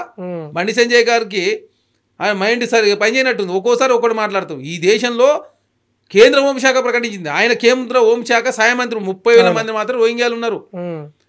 జిహెచ్ఎంసీ ఎలక్షన్ సందర్భంగా ఇచ్చిన మాట నిలుపుకోవైతే ఢిల్లీలో పోయి డబుల్ బెడ్రూమ్ ఇచ్చింది భారతీయ జనతా పార్టీ. సమాధానం చెప్పాలి కదా. రైట్. ఈ మధ్యలో రోహింగ్యాల అంశం అటు పక్కన పెడితే మార్వాడీలో కూడా బాగా పెద్ద ఎత్తున నడిచిందన్న. అసలు మీ కాంగ్రెస్ పార్టీ తరఫున మహేష్ కుమార్ గౌడ్ ఒక స్టాండ్ చెప్పేసిండు, లేదు వాళ్ళు కూడా మనోళ్ళే, ఎక్కడి నుంచి అయినా ఎవరైనా వచ్చి బతకొచ్చు, ఎవరు ఎక్కడికి పోవాల్సిన అవసరం లేదని అంటారు. మీ కాంగ్రెస్లనే చాలామంది వ్యతిరేకించిన పరిస్థితి ఉంది మార్వాడీలను. అసలు మీ స్టాండ్ ఏందన్న? అంటే కాంగ్రెస్ పార్టీ స్టాండ్ అయినా ఇప్పుడు భారతీయ జనతా పార్టీ బండి సంజయ్ కూడా చెప్పింది కదా, వాళ్ళు దేశంలో ప్రజలని చెప్పేసి ఆయన కూడా మాట్లాడండి. మేము కూడా కాంగ్రెస్ పార్టీగా దేశంలో ఎవరైనా ఎక్కడైనా ఉండొచ్చు, వాళ్ళు కూడా దేశ ప్రజలు మేము స్వాగతిస్తాం. కాకపోతే తెలంగాణ రాష్ట్రంలో ట్యాక్స్లు ఎగ్గొడుతున్నారు. మీరు భారతీయ జనతా పార్టీ రాష్ట్రంలో ప్రతి రాష్ట్రంలో అదే కదా, ట్యాక్స్ ఫైలింగ్ లేదు. గుజరాత్ ఇప్పుడు 7% ఎందుకు వచ్చి 7 మీ దేశంలో నెంబర్ 1 ఉండాల్సిన గుజరాత్ మోడల్ అని చెప్పి. గుజరాత్ మోడల్ అంటే ఏంది? మోడల్ అంటే మోడల్ లాగా ఉంటారు, టెక్నాలజీ మీరు అలవరుచుకోలేదు, ట్యాక్స్లు కడతలేరు, జిఎస్టీలు ఎగ్గొడతా ఉన్నారు, ఇన్కమ్ ట్యాక్స్ ఫైలింగ్ లేదు, గూగుల్ పే కానీ అదేవిధంగా ఫోన్పేలు కానీ ఒప్పుకోవడం లేదు గుజరాత్ రాష్ట్రం. ఇప్పుడు తెలంగాణ రాష్ట్రం అదే పరిస్థితి కనపడదు. ఇప్పుడు ఎవరైతే ట్యాక్స్ ఎగ్గొట్టే వాళ్ళు ఎవరైనా ఉంటే వాళ్ళ మీద ఉక్కుబాదం మోపుడే. తెలంగాణ కల్చర్ని కావచ్చు, తెలంగాణ రాష్ట్రంలో ఆరోగ్యాన్ని చెడగొట్టే ప్రయత్నం ఎవరు చేసినా కల్తీకి పాల్పడితే ఖచ్చితంగా చర్యలు తీసుకోవాల్సిందే. ఎవరైనా కానీ వాళ్ళు తెలంగాణనా, ఆంధ్రనా, లేకపోతే తన మన కాంగ్రెస్ గీంత జాంతనా, ఇక్కడ ఎవరైనా కానివ్వండి. తెలుగు ప్రజలు దేశం మొత్తం ప్రపంచవ్యాప్తంగా ఉంటారు, 12 కోట్ల మంది ఉంటారు. తెలుగు ప్రజలతో సుభిక్షం ఉండాలని చెప్పేసి వేరే కంట్రీలో కూడా ఉన్నారు మన తెలుగు ప్రజలు సుభిక్షంగా ఉండాలి. ఎవరైనా కూడా ఈ దేశ అభివృద్ధిలో అందరూ భాగస్వాములు కావాలి, ఈ దేశంలో అందరూ ఉండాలని చెప్పి కాంగ్రెస్ పార్టీ కోరుకుంటుంది. కానీ మీరు వచ్చేసి మీ ఇష్టం వచ్చినట్టు మత చిచ్చు, ఏ గొడవ అయినా మత చిచ్చు పెడుతుండ్రు అంటారా? భారతీయ జనతా పార్టీ ఇప్పుడు మార్వాడీకి సంబంధించి కూడా వాళ్ళలో కూడా తప్పిదం ఉంది. భారతీయ జనతా పార్టీ ఫండింగ్ చేస్తారు, వాళ్ళు భారతీయ జనతా పార్టీ ఓట్లు వేస్తారు, కాంగ్రెస్ ఎక్కడ ఓట్లు వేస్తారు, వాళ్ళు వేరు కదా. మేము ఓట్లు లేవని చెప్పి మేము కూడా ఓడతలేము. మేము దానికి అట్లా కూడా కాదు, మేమేమంటే ప్రజాస్వామ్య డెమోక్రటిక్గా ఉండండి. మీరు డెమోక్రటిక్ వేలో వ్యాపారం చేసుకోండి. మీరు వ్యాపారాలు చేసుకోకుండా తర్వాత ఇక్కడున్న రాష్ట్రంలో నియమ నిబంధనలు ఫాలో కావాలి ఎవరైనా కూడా. ఈ రాష్ట్రంలో ఉన్నప్పుడు ఈ రాష్ట్రానికి సంబంధించి నియమ నిబంధనలు ఉంటాయి, ఉద్యోగాలకు సంబంధించి ఉంటుంది. ఈ రాష్ట్రంలో మీరు కలుషితం చేసినప్పుడు కావచ్చు, వాతావరణం పొల్యూషన్ చేసినప్పుడు కావచ్చు, ఈ రాష్ట్రం నుంచి పైసలు తీసుకున్నప్పుడు కావచ్చు, ఈ రాష్ట్ర ప్రయోజనాల కోసం పనిచేయాల్సిన అవసరం ఉంటుంది కదా. మీరు జిఎస్టీలు కట్టకుండా జిఎస్టీలు ఎగ్గొట్టినా ఎవరైనా ఎగ్గొట్టినా కూడా దాని మీద చర్యలు తీసుకుంటే, ఇన్కమ్ ట్యాక్స్ ఎగ్గొడితే ఇన్కమ్ ట్యాక్స్ మీద చర్యలు, అవాలకు పాల్పడితే కూడా చర్యలు తీసుకుంటే. ఇవాళ తెలంగాణ రాష్ట్రంలో రియల్ ఎస్టేట్ పడిపోవడానికి కారణం కూడా అదొక కారణం కనపడతా ఉంది. అంటే హైడ్రా అంటున్నారు కదా. హైడ్రా కాదు, ఇక్కడ నుంచి అవాల ద్వారా క్యాష్ అంతా కూడా దుబాయ్ తరలిపోతా ఉంది. దుబాయ్లో ట్యాక్సులు లేవు, 5% మాత్రం వ్యాట్ విధిస్తారు అక్కడ. ఇక్కడ ఈ రాష్ట్రంలో జిఎస్టీలు కావచ్చు, ఈ దేశంలో కేంద్ర ప్రభుత్వమే కదా జిఎస్టీ కావచ్చు, ఇంకా ట్యాక్స్ ఇవన్నీ తీసుకొచ్చేది. ఈ దేశంలో ఈ ట్యాక్సులు కట్టకుండా ఎగ్గొట్టే ప్రయత్నంలో భాగంగా ప్రధానంగా మారవాడిస్తూ వీళ్ళంతా చేస్తున్నారని చెప్పి చర్చ జరుగుతాం. మీరేమో ట్యాక్సీలు ఎగ్గొట్టిరని మీరు అంటున్నారు. బండి సంజయ్ గారు ఏమంటారు, నగర జీడిపిని పెంచిండ్రు వాళ్ళు, తమాషా కాదు వాళ్ళంటే మన నగర అభివృద్ధిని చేసిండ్రు అంటారు బండి సంజయ్ గారు. బండి సంజయ్కి అవగాహన లేదు, చెప్తా ఉన్నా కదా. కేంద్ర మంత్రి పార్టీ కేంద్ర సహాయ మంత్రి, హోం మంత్రి, ఆయన కేంద్ర సహాయ మంత్రి కాబట్టి రోహింగ్యాలు ఎంతమంది కూడా తెలియదు ఆయనకు. ఏం సహాయ మంత్రి ఏం లెక్క తెలియకపోతే నేర్చుకోవాలి కదా. బండి సంజయ్ కేంద్ర సహాయ మంత్రి. రోహింగ్యాలు ఎంతమంది రోజుల్లో కేంద్రం చాలా స్పష్టంగా ప్రకటించింది. అంకెలతోటి ఏ రాష్ట్రంలో ఎంతమంది, ఏ దేశం నుంచి ఎంతమంది వచ్చిర్రు లెక్కలతో సహా ప్రకటించారు కదా. 30,000 మంది ఉంటే 60 లక్షల మంది, 30 లక్షల మంది చెప్పి బండి సంజయ్ మాట్లాడే అవగాహన ఉండట్లేదు. అదే కాకుండా ఇప్పుడు మొన్న కేంద్ర ప్రభుత్వం ప్రకటించింది ఏది, ఇన్కమ్ ట్యాక్స్ ఫైలింగ్ సంబంధించి. గుజరాత్ 7వ స్థానంలో ఉంది, తెలంగాణ నెంబర్ 2 ఉంది, నెంబర్ 1 కర్ణాటక ఉంది. మరి భారతీయ జనతా పార్టీ అధికారుల రాష్ట్రాల్లో ఎందుకు ఫైలింగ్ జరుగుతలేదని అడుగుతా ఉన్నాను. గూగుల్ పే కావచ్చు, ఫోన్పే కావచ్చు, అదేవిధంగా నగదు ట్రాన్సాక్షన్ కాకుండా ఆన్లైన్ ట్రాన్సాక్షన్ ఎక్కువ ఇస్తే ఎవరైనా ఫైలింగ్ చేసుకుంటారు. 12 లక్షల లోపు ఉంటే ట్యాక్స్ ఉండదు, 12 లక్షలు దాటితే ట్యాక్స్ కట్టాలి, దానికి ఎగ్జామ్స్ చాలా రకాలు ఉంటాయి. మీరు ఏది అవగాహన లేకుండా ఏది పడుతుంది మాట్లాడితే ఎట్లా? బండి సంజయ్ గారికి అవగాహన లేదంటారు. మరి అవగాహన ఉంటే మీరు చూస్తాం. మేమేమంటాం, దయచేసి మేము మార్వాడీలకు వ్యతిరేకం కాదు, మార్వాడీస్ కాదు, ఎవరికి మేము వ్యతిరేకం. కాంగ్రెస్ పార్టీగా అందరూ మన దేశ ప్రజలే, సుభిక్షంగా ఉండాలి, భారతదేశం ప్రజలంతా కూడా మంచిగా ఉండాలి, భారతదేశం అభివృద్ధి పథంలో ముందుకు పోవాలని చెప్పి కోరుకునే వాళ్ళమే. కాకపోతే ఎవరైతే ఈ అవాలకు పాల్పడి ఈ దేశంలో సంపదను విదేశాలు తరలించడంతో తెలంగాణ రాష్ట్రం ప్రధాన రియల్ ఎస్టేట్ పడిపోవడం కారణం అదొకటి. ఈ దేశంలో రియల్ ఎస్టేట్ పడిపోవడం కూడా అదే కారణం. ఎందుకంటే ఎకనామిక్ సర్వే చాలా స్పష్టంగా ప్రకటించింది, ఈ దేశంలో రియల్ ఎస్టేట్ గ్రోత్ 6% తగ్గిపోయింది దేశంలోనే. ఇది బడ్జెట్కు ఒక రోజు ముందు నరేంద్ర మోడీ గారు పార్లమెంట్లో చాలా స్పష్టంగా వారు కూడా భాగస్వాములు కేంద్ర ప్రభుత్వమే ప్రకటించింది.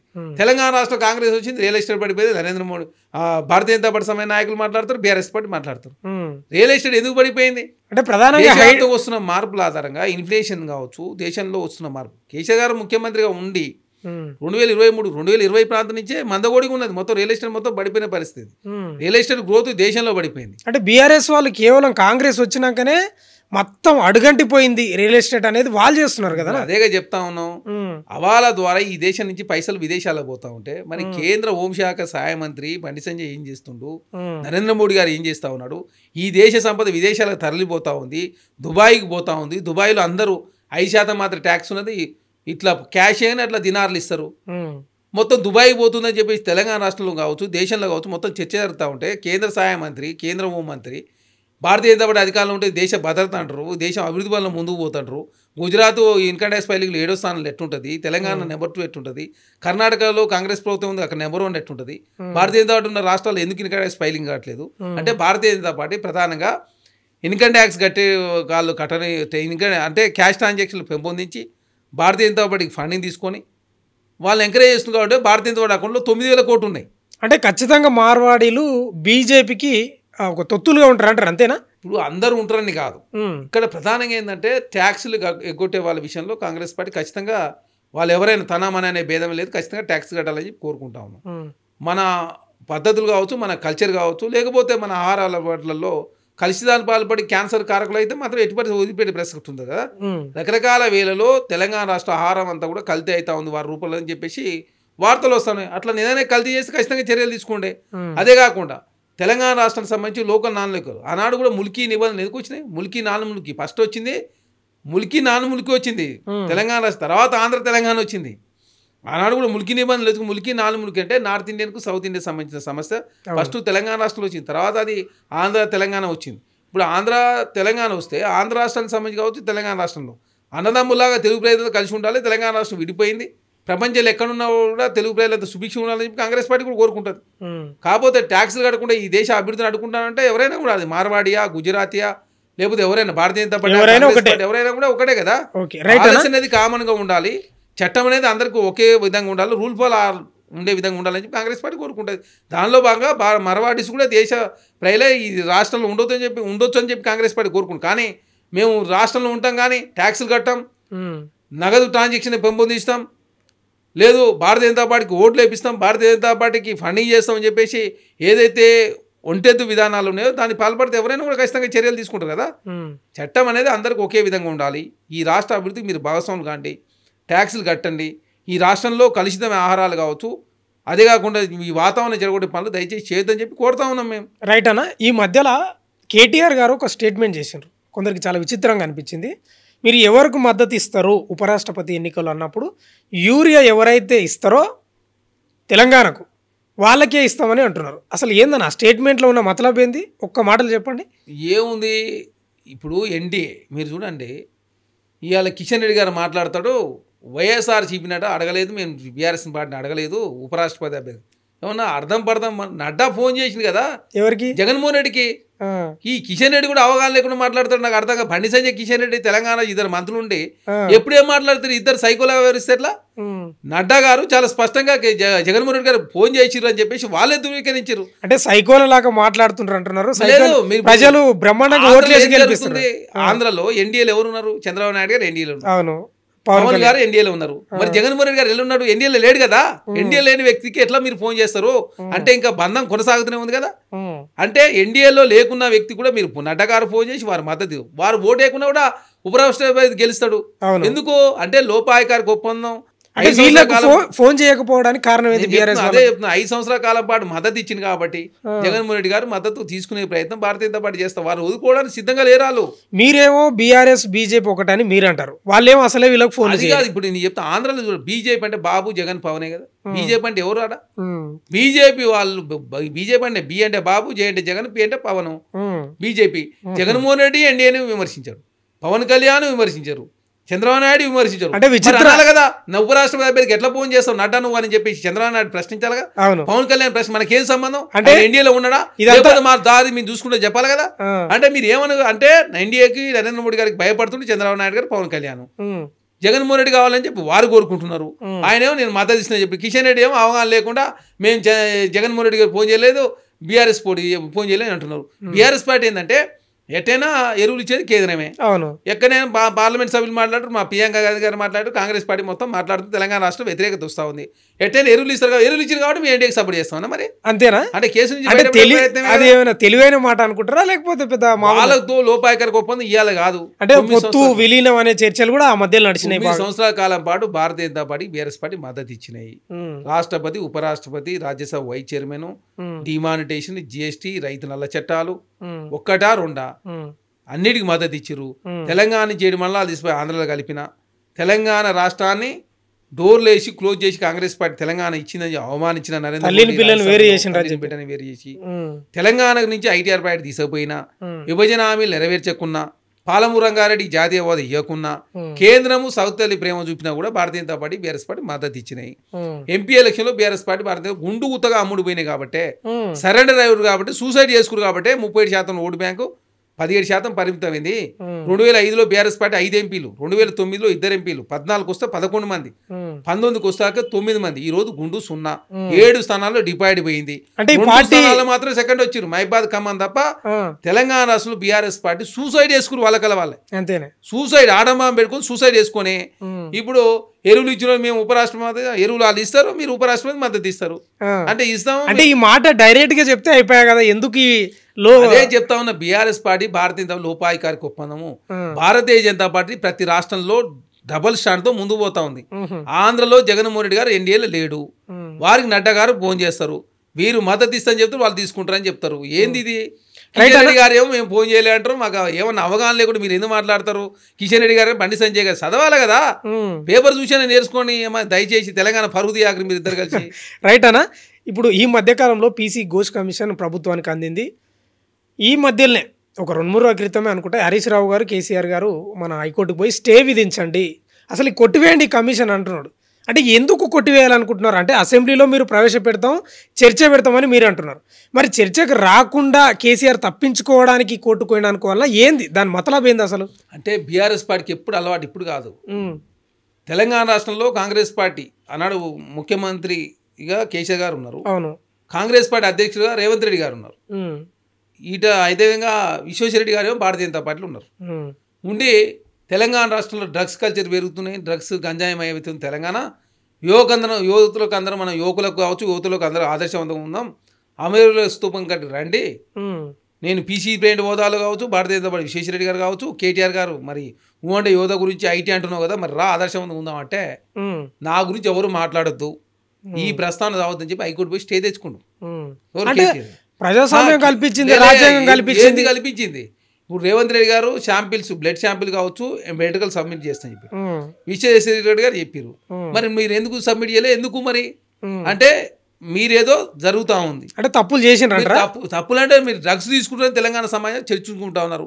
యువతకు ఆదర్శవంతంగా ఉండాల్సినటువంటి ఒక మంత్రి, ఐటీ శాఖ మంత్రి, ఇదో గురించి పెద్ద పెద్ద స్పీచ్లు అన్న ఇస్తారు. మీరు రోజు దీని గురించి మాట్లాడుతుంటారు మీ మంత్రులు కానీ లేకపోతే చాలా మంది కాంగ్రెస్లో. ఇప్పుడు డ్రగ్స్ తీసుకున్నారు లేకపోతే హీరోయిన్లతో తిరిగిండు, రకరకాలుగా విమర్శలు వచ్చినాయి. వాళ్ళు ఏమైనా కంప్లైంట్ చేసిండ్రా పోలీస్ స్టేషన్కి వచ్చి పలానా కేటీఆర్ నన్ను మోసం చేసిండు లేకపోతే కేటీఆర్ ఇట్లా చేసిండు అట్లా చేసిండు?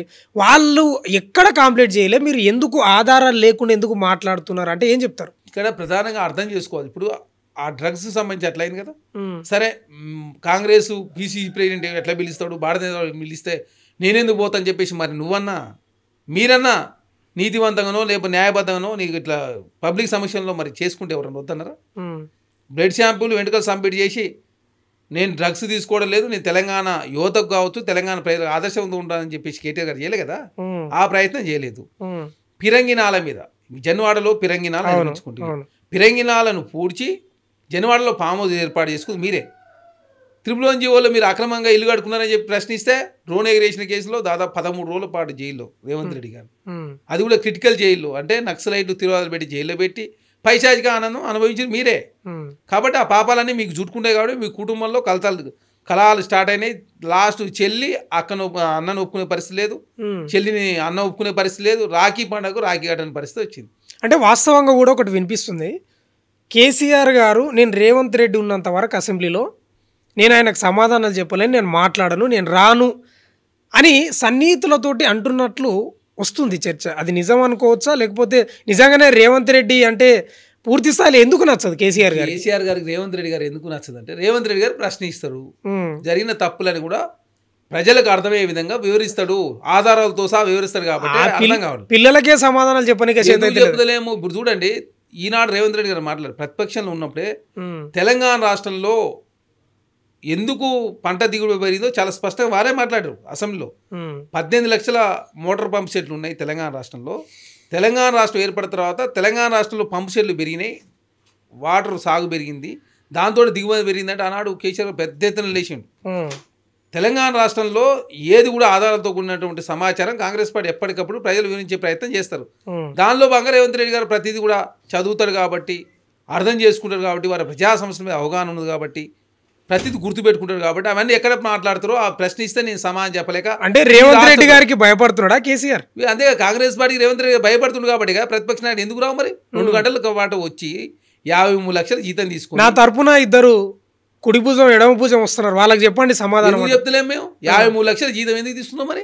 2 గంటల పాటు వచ్చి 53 లక్షల జీతం తీసుకొని ప్రతిపక్ష ఓత పోతుంది కాబట్టి 2 గంటల పాటు వచ్చి సమస్యలు ప్రజా సమస్యలు మాట్లాడుకుంటూ వెళ్ళిపోతాయి కదా. అంటే ఇప్పుడు అందుకే స్టేక్ పోయిందా హైకోర్టు? కాళేశ్వరంలో జరిగిన అవినీతి, నేనే అపేరా భగీరథుడు కాళేశ్వరరావుగా నామకరణం చేసుకున్నావు, కథ కర్మ క్రియ నేనే ఇంజనీర్ అన్నావు, నీ ఇంజనీర్ వైఫల్యం చాలా స్పష్టంగా బయటపడ్డది.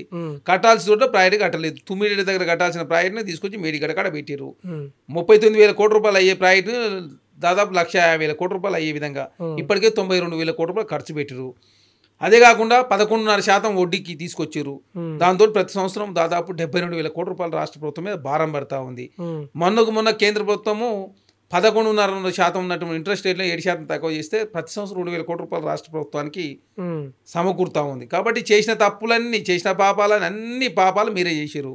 తెలంగాణ ఆగమాగం చేసి అప్పలపాలు చేశారు. కాబట్టి తెలంగాణ సమాజం నన్ను ఎక్కడ చిదరించుకుంటుందో, అసెంబ్లీ పోతే కాంగ్రెస్ పార్టీ కడిగి ఎక్కడ రాష్ట్ర ప్రజలకు వివరిస్తారో, నా పరువు ఎక్కడ పోతుందని చెప్పి కేసీఆర్ గారు మోకం లేక అసెంబ్లీ రావడం లేదు. అంతే, అసెంబ్లీ రావడం చేతగాక హరీష్ రావు గారు, కేటీఆర్ గారు ఏమో నోటికి ఏది వస్తుంది మాట్లాడే ప్రయత్నం, ఆధారాలు దొంగల సమాచారం ఇవ్వండి అంటే వాళ్ళు ఇవ్వకుండా తెలంగాణ రాష్ట్రంలో తప్పుదారి పడించే ప్రయత్నం వారు చేస్తూ ఉన్నారు కాబట్టి కాంగ్రెస్ పార్టీ చిత్తశుద్ధి ఉంది కాబట్టి తెలంగాణ రాష్ట్రంలో విద్య వైద్యం సేద్యం 9 సంవత్సరాల కాలంలో మీరు చేసినటువంటి ఈ 3 రంగాల మీద నరేంద్ర మోడీ గారు 11 సంవత్సరాల పరిపాలన మీద కాంగ్రెస్ పార్టీ రేవంత్ రెడ్డి గారి ప్రభుత్వం వచ్చిన తర్వాత 1.5 year మీద చర్చ చేద్దాం రండి అంటే అసెంబ్లీ రారు.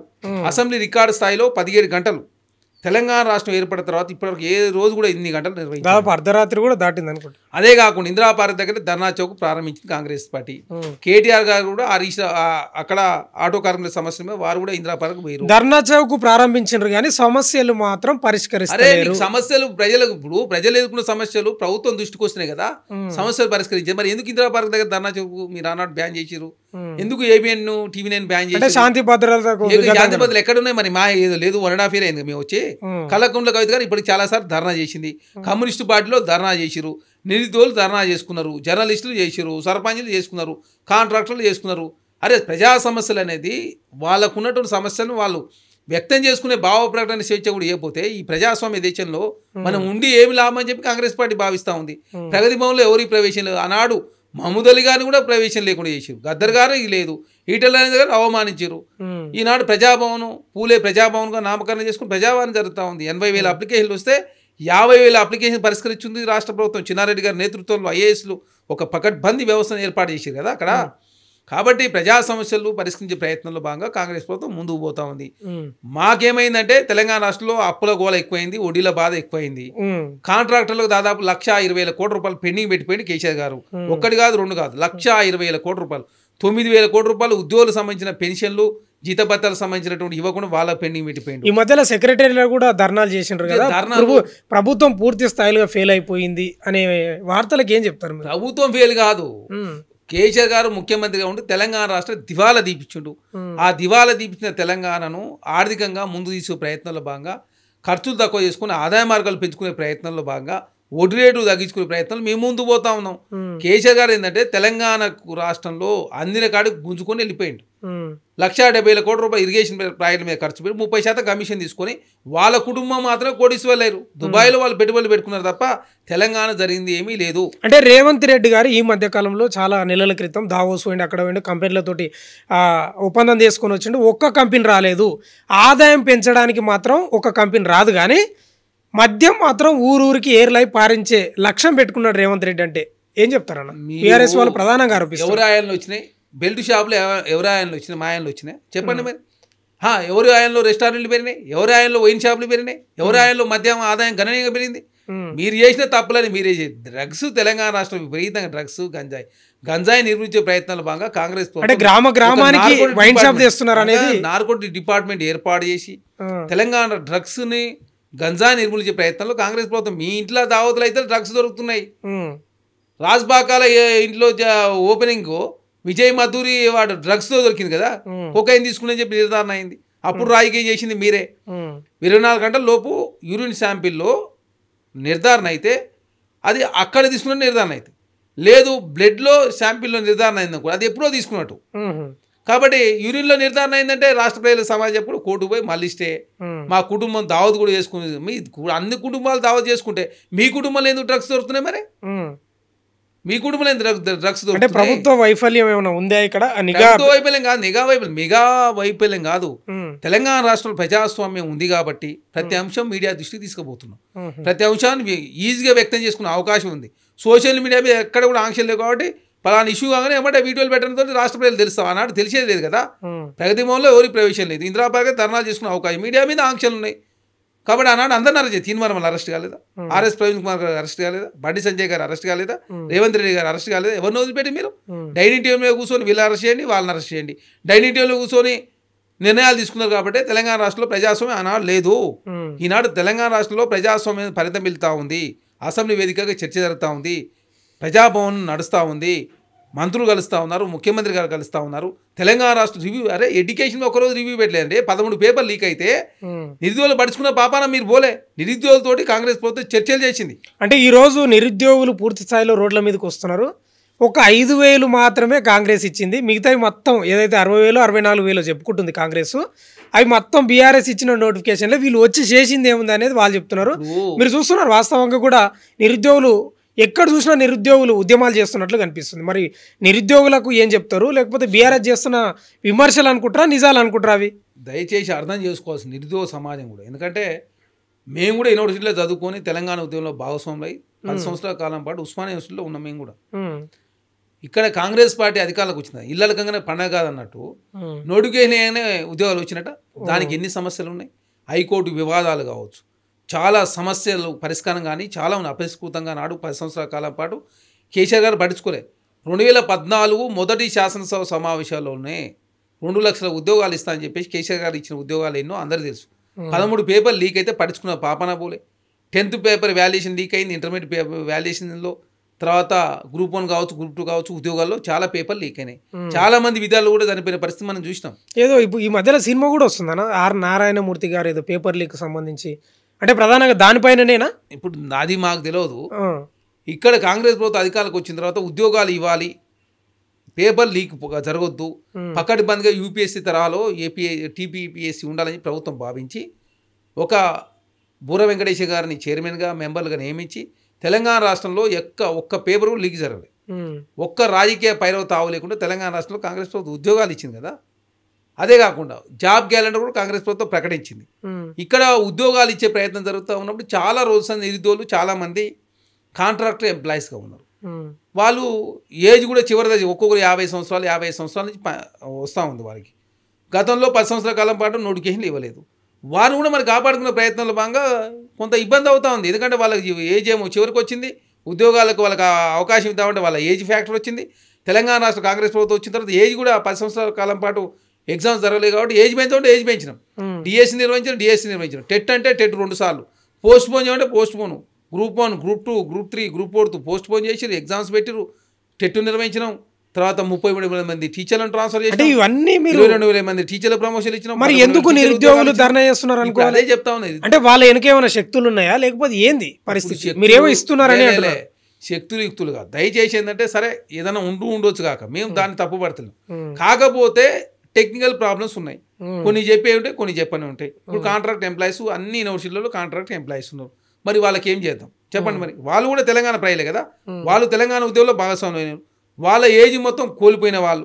కాబట్టి అట్లాంటి వాళ్ళు మేము ఏదైతే మీరైతే కొత్తగా ఉద్యోగాలు ఇస్తలేరు, ఉన్న ఉద్యోగాలు కంటిన్యూ అని చెప్తా ఉన్నారు. దానిలో భాగంగా కొన్ని పోస్టులు తక్కువ అవుతా ఉన్నాయి.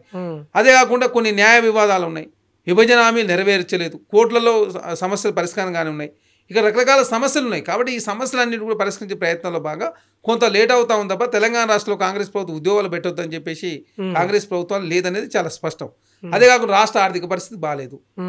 ఎందుకంటే రిటైర్మెంట్ అధికారులకు వాళ్ళు పాపం రిటైర్మెంట్ అయిన తర్వాత బిడ్డ పెళ్లి చేయాలనో, కొడుకు పెళ్లి చేయాలనో, ఇల్లు కట్టుకోవాలనో, వాళ్ళు రిటైర్ అయిన బెనిఫిట్స్ కూడా ఇవ్వకుండా పెట్టి కేసీఆర్ గారు 9,000 కోట్ల రూపాయలు. అంటే ఇవన్నీ తెలియకుండానే కాంగ్రెస్ ప్రతిపక్షంలో ఉన్నప్పుడు హామీలు ఇచ్చింది అనుకోవాలా? మరి లేదు, దయచేసి అర్థం చేసుకో. ఆనాడు ప్రజాస్వామ్యం లేదు, ప్రభుత్వంలో ఏం జరుగుతుందో ప్రతిపక్షాలు వివరించలేదు, అసెంబ్లీ సమావేశాలు జరగలేదు, ఆర్టీఐని తొక్కిపెట్టరు, ఆర్టీఐ కమిషనర్ లేదు సమాచారం తీసుకుంటాను కూడా. కాబట్టి కాంగ్రెస్ ప్రభుత్వ అధికారులకు వచ్చిన తర్వాత అసలు తెలంగాణ రాష్ట్రంలో అప్పులు ఎన్నో తెలియని పరిస్థితి. అప్పుడు 7 లక్షల కోట్లు ఉన్నాయంటే కాగు చెప్పింది 3 లక్షలు. ఏమన్నా అర్థం ఉందా? బీఆర్ఎస్ పార్టీ కాగు చెప్పింది 3 లక్షలు. మరి నాన్ గ్యారెంటీ ఎవరు తీర్పాలా? కార్పొరేషన్ ద్వారా తెచ్చిన రుణాలు ఎవరు తీర్పాలా? మరి ఒట్టినే 6,000 కోట్ల రూపాయలు నెలకు కడుతున్నాం మేము. రోజుకు 6 నెలలకు వచ్చేసరికి 6,000 కోట్ల రూపాయల అప్పులకు వడ్డీ కడుతుంది రాష్ట్ర ప్రభుత్వం. కాంగ్రెస్ ప్రభుత్వం వచ్చి 2 లక్షల కోట్లు అప్పు ఎందుకు చేసినాం? మరి మీరు చేసిన అప్పులకు వడ్డీలు ఇన్స్టాల్మెంట్ కట్టడం కోసం రాష్ట్ర ప్రభుత్వం అప్పు చేసింది. మేమన్నా మా సొంత సులాభం కోసం వాడుకున్నామా? మీరు తెలంగాణ దివాలా దీపించిపోయి మిగులు రాష్ట్రాన్ని, తెలంగాణ రాష్ట్రం ఉద్యోగాలు వేయకుండా నీళ్లు నిధులు నియామకాల కోసం తెలంగాణ రాష్ట్రం ఏర్పడితే నీళ్ళ విషయంలో మీరు ఆంధ్రకు ఏ విధంగా దారాదత్తం చేశారు తెలంగాణ సమాజం చూసారు.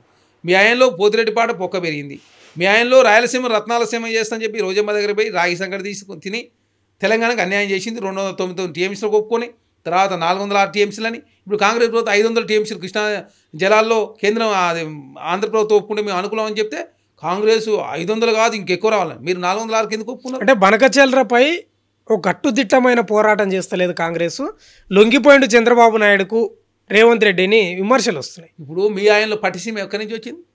పట్టిసీమ కూడా గోదావరి మీద కట్టే ప్రాయటీ కదా. పట్టిసీమను అనుసంధానం చేసిండు చంద్రబాబు నాయుడు గారు 2014లో వచ్చిన తర్వాత. మరి పట్టిసీమ మీ ఆయనలో బీజం పడితే మీరు పట్టించుకోరైతుంది, బనకచెల్లకు మీ ఆయనలో బీజం పడితే పట్టించుకోరైతుంది, అపేక్ష కమిటీ మీటింగ్లో పోవైతుంది, 299 టీఎంసీలకు తాత్కాలిక ఒప్పందం కృష్ణా జిల్లాలో ఒప్పుకుంటారు, తర్వాత దాన్ని 406 టీఎంసీలు అన్నారు. మేము 500 టీఎంసీలు ఇస్తే 1000 టీఎంసీలు గోదావరిలో వేయండి, కృష్ణా జిల్లాలో 500 టీఎంసీలు ఆంధ్ర ప్రభుత్వం అనుమతిస్తే ఒప్పుకుంటే మేము ఎన్ఓసీ వేయడానికి సిద్ధంగా ఉన్నామని చెప్పి తెలంగాణ ముఖ్యమంత్రి మరి ఏమైనా తప్పు మాట్లాడినా? మీరు 299 ఒకసారి, 406, మీకన్నా 500 అంటే 94 టీఎంసీలు ఎక్కువనే కదా. అదే కాకుండా విభజన హామీలో చాలా స్పష్టంగా ప్రభుత్వం పెట్టింది, గోదావరి జలాలకు సంబంధించి కావచ్చు, కృష్ణా జలాలకు సంబంధించి ఏ విధంగా విభజించుకోవాలి. అరే సింధూరు జలాలే ఏదైతే పాకిస్తాన్కు ఇండియాకు ఉన్నటువంటి సింధు జలాల ఒప్పందమే 2 దేశాల మధ్య వాటర్ అలొకేషన్ ఈజీగా పరిష్కరించుకున్నప్పుడు మరి తెలంగాణ రాష్ట్రంలో ఎందుకు పరిష్కారం కావాలంటే 2 తెలుగు రాష్ట్రాలు అన్నదమ్ముల విడిపోయిన రాష్ట్రాలు మరి జల వివాదాలు క్రియేట్ చేసి దాని ద్వారా ఓటు రాబెట్టుకోవాలని చెప్పేసి బీఆర్ఎస్ పార్టీ కలలు కంటుంది కాబట్టి దీన్ని వివాదం చేసే ప్రయత్నం. జగన్మోహన్ రెడ్డి గారు తెలంగాణ రాష్ట్రంలో ఎలక్షన్ జరుగుతుంటే నాగార్జున సార్ దగ్గర గలాడ క్రియేట్ చేసింది ఎవరు? మరి జగన్మోహన్ రెడ్డి గారు ఆంధ్ర రాష్ట్రంలో తెలంగాణ రాష్ట్రంలో బీఆర్ఎస్ పార్టీ ఉండాలా, ఆయన అక్కడ ముఖ్యమంత్రి కూడా ఇక్కడ ముఖ్యమంత్రి ఉండాలని చెప్పి మీరే మాట్లాడుకొని గోదావరి జలాలు తీసుకుపోండి, అవి వరద జలాలని చెప్పి జగన్మోహన్ రెడ్డి గారికి మీరు చెప్పి ప్రభుత్వాలను పిలిపించి పంచమన్న పరమాణాలు పెట్టి రాయలసీమను రత్నాల సీమ చేస్తని చెప్పి మీరే బనక జల కట్టుకొని చెప్పింది మీరే, అపెక్స్ కమిటీ సమావేశాలు పోంది మీరే, తెలంగాణకు వాటర్ విషయంలో అన్యాయం చేసింది కూడా మీరే. 1 కాదు 2 కాదు మీ పాపాలు. నీళ్ళ విషయంలో అదే జరిగింది, నిధుల విషయంలో ఆంధ్ర కాంట్రాక్ట్ దోషిపెట్టి మీరు ఈరోజు తెలంగాణ రాష్ట్రంలో కాంగ్రెస్ ప్రభుత్వం గురించి ఏమన్నా అర్థం ఉందా మీరు మాట్లాడేది? రైట్ అన్న. ఇప్పుడు ఇవన్నీ ఒకసారి పక్కన పెడితే కొంచెం వ్యక్తిగతంగా మీ పర్సనల్గా అడుగుతున్నా. వాస్తవంగా మీరు కాంగ్రెస్ పార్టీలో ఎన్నో ఏళ్ళ నుంచి ఉన్నారు, ఎన్నో పోరాటాలు చేసినారు, ప్రతిపక్షంలో కూడా ఎన్నో పోరాటాలు చేసినారు, లాఠీ దెబ్బలు తిన్నారు, కేసులు కూడా అయినాయి మీ మీద. ఏంది ఇప్పుడు కాంగ్రెస్ పార్టీ అధికారంలోకి వచ్చిన తర్వాత చరణ్ కౌశిక్ యాదవ్ గారికి ఎందుకు ఏ పదవి రాలేదంటే ఏం చెప్తారు? అంటే మేము కాంగ్రెస్ పార్టీలో చాలా సుదీర్ఘ కాలం పాటు, ఎందుకంటే సమైక్య రాష్ట్రంలో ఉన్నాం, కాంగ్రెస్ పార్టీలో ఉండి కూడా తెలంగాణ ఉద్యమంలో మేము భాగస్వాములైన. ఎందుకంటే సమైక్య రాష్ట్రంలో ఉండి కూడా కాంగ్రెస్ పార్టీలో పదవులు తీసుకోవాలి ఫస్ట్, ఎందుకంటే తెలంగాణ రాష్ట్రం వచ్చే వరకు పదవులు తీసుకోవద్దని చెప్పేసి సిడబ్ల్యూసీ తీర్మానం అయిన తర్వాతనే నేను Andhra Pradesh Congress committee joint secretary అయినా, తర్వాత ఆంధ్రప్రదేశ్ కాంగ్రెస్ కమిటీ సెక్రటరీ అయినా, తెలంగాణ రాష్ట్రం వచ్చిన తర్వాత స్పోక్స్ పర్సన్ అయినాం, మళ్ళీ సెక్రటరీ, మళ్ళీ స్పోక్స్ పర్సన్, మళ్ళీ secretary, PCC member, cooption member, Revanth Reddy గారు పీసీ ప్రెసిడెంట్ అయిన తర్వాత పీసీసీ జనరల్ సెక్రటరీ అయినా, ఇవన్నీ చాలా చేసిన పదవులు. అంటే వాస్తవంగా కార్పొరేషన్ పదవో లేకపోతే ఒక ఎమ్మెల్యే క్యాండిడేట్ అయిన చరణ్ కౌశిక్ యాదవ్ గారిని ఎందుకు పక్కన పెడుతున్నారా, లేకపోతే ఎవరన్నా శక్తులు ఉన్నాయా వెనక అంటే ఏం చెప్తారు? ఎందుకంటే వాస్తవంగా కూడా ఎంతో మందికి కార్పొరేషన్ పదవులు వచ్చినాయి, మరి ఎందుకు కౌశిక్ గారికి రాలేదంటే? నేను కార్పొరేషన్ అడగలే కదా ఫస్ట్, నేను అడిగింది ఎమ్మెల్సీ. నేను ఎమ్మెల్సీ అయినా అడ్వైజర్ అయినా. ఎమ్మెల్సీ అనేది 6 అవకాశం వస్తే 6 ఎస్సీ ఎస్టీ బీసీలకు ఇచ్చిన పరిస్థితి, 4 2 మాత్రం ఓసీలు ఉన్నారు, ఓన్లీ 2 మాత్రమే. ఎస్సీలకు సంబంధించి అద్దంకి దయాకర్ గారు ఒకటి, ఎస్టీలకు సంబంధించి శంకర్ నాయక్ గారు, బీసీలకు సంబంధించి ఆల్రెడీ మహేష్ కుమార్ గారు అప్పటికే వర్కింగ్ ప్రెసిడెంట్గా ఉన్నారు, వారికి ఎమ్మెల్యే టికెట్ వదులుకున్నారు కాబట్టి వారికి, తర్వాత తీర్మానం మళ్ళీ ఒక అవకాశం. ఇంకా సమయం ఎట్లుంటుంది అంటే కాంగ్రెస్ పార్టీలో ఒక్కొక్కసారి అవకాశం ఇస్తుంది. మేము యాదవ్స్కి ఇంకా రాజ్యసభ ఇచ్చారు కాబట్టి నెక్స్ట్ వచ్చే దాంట్లో ఇంకా అవకాశం ఇద్దాం అనుకుని ఉండొచ్చు కాక, కాబట్టి ఇంకేమున్నాయి నెక్స్ట్ అవకాశం. ఎమ్మెల్సీ ఉన్నాయి 2024 నవంబర్లో 3 ఎమ్మెల్సీలు వస్తున్నాయి, డిసెంబర్ 20లో 8 ఎమ్మెల్సీలు వస్తున్నాయి. ఖచ్చితంగా ఎమ్మెల్సీగా చూడొచ్చా? మనం ఎమ్మెల్సీ అడిగిన మాట వాస్తవం, వాళ్ళు ఏం చేయాలి ఏందనేది పార్టీ నిర్ణయిస్తుంది.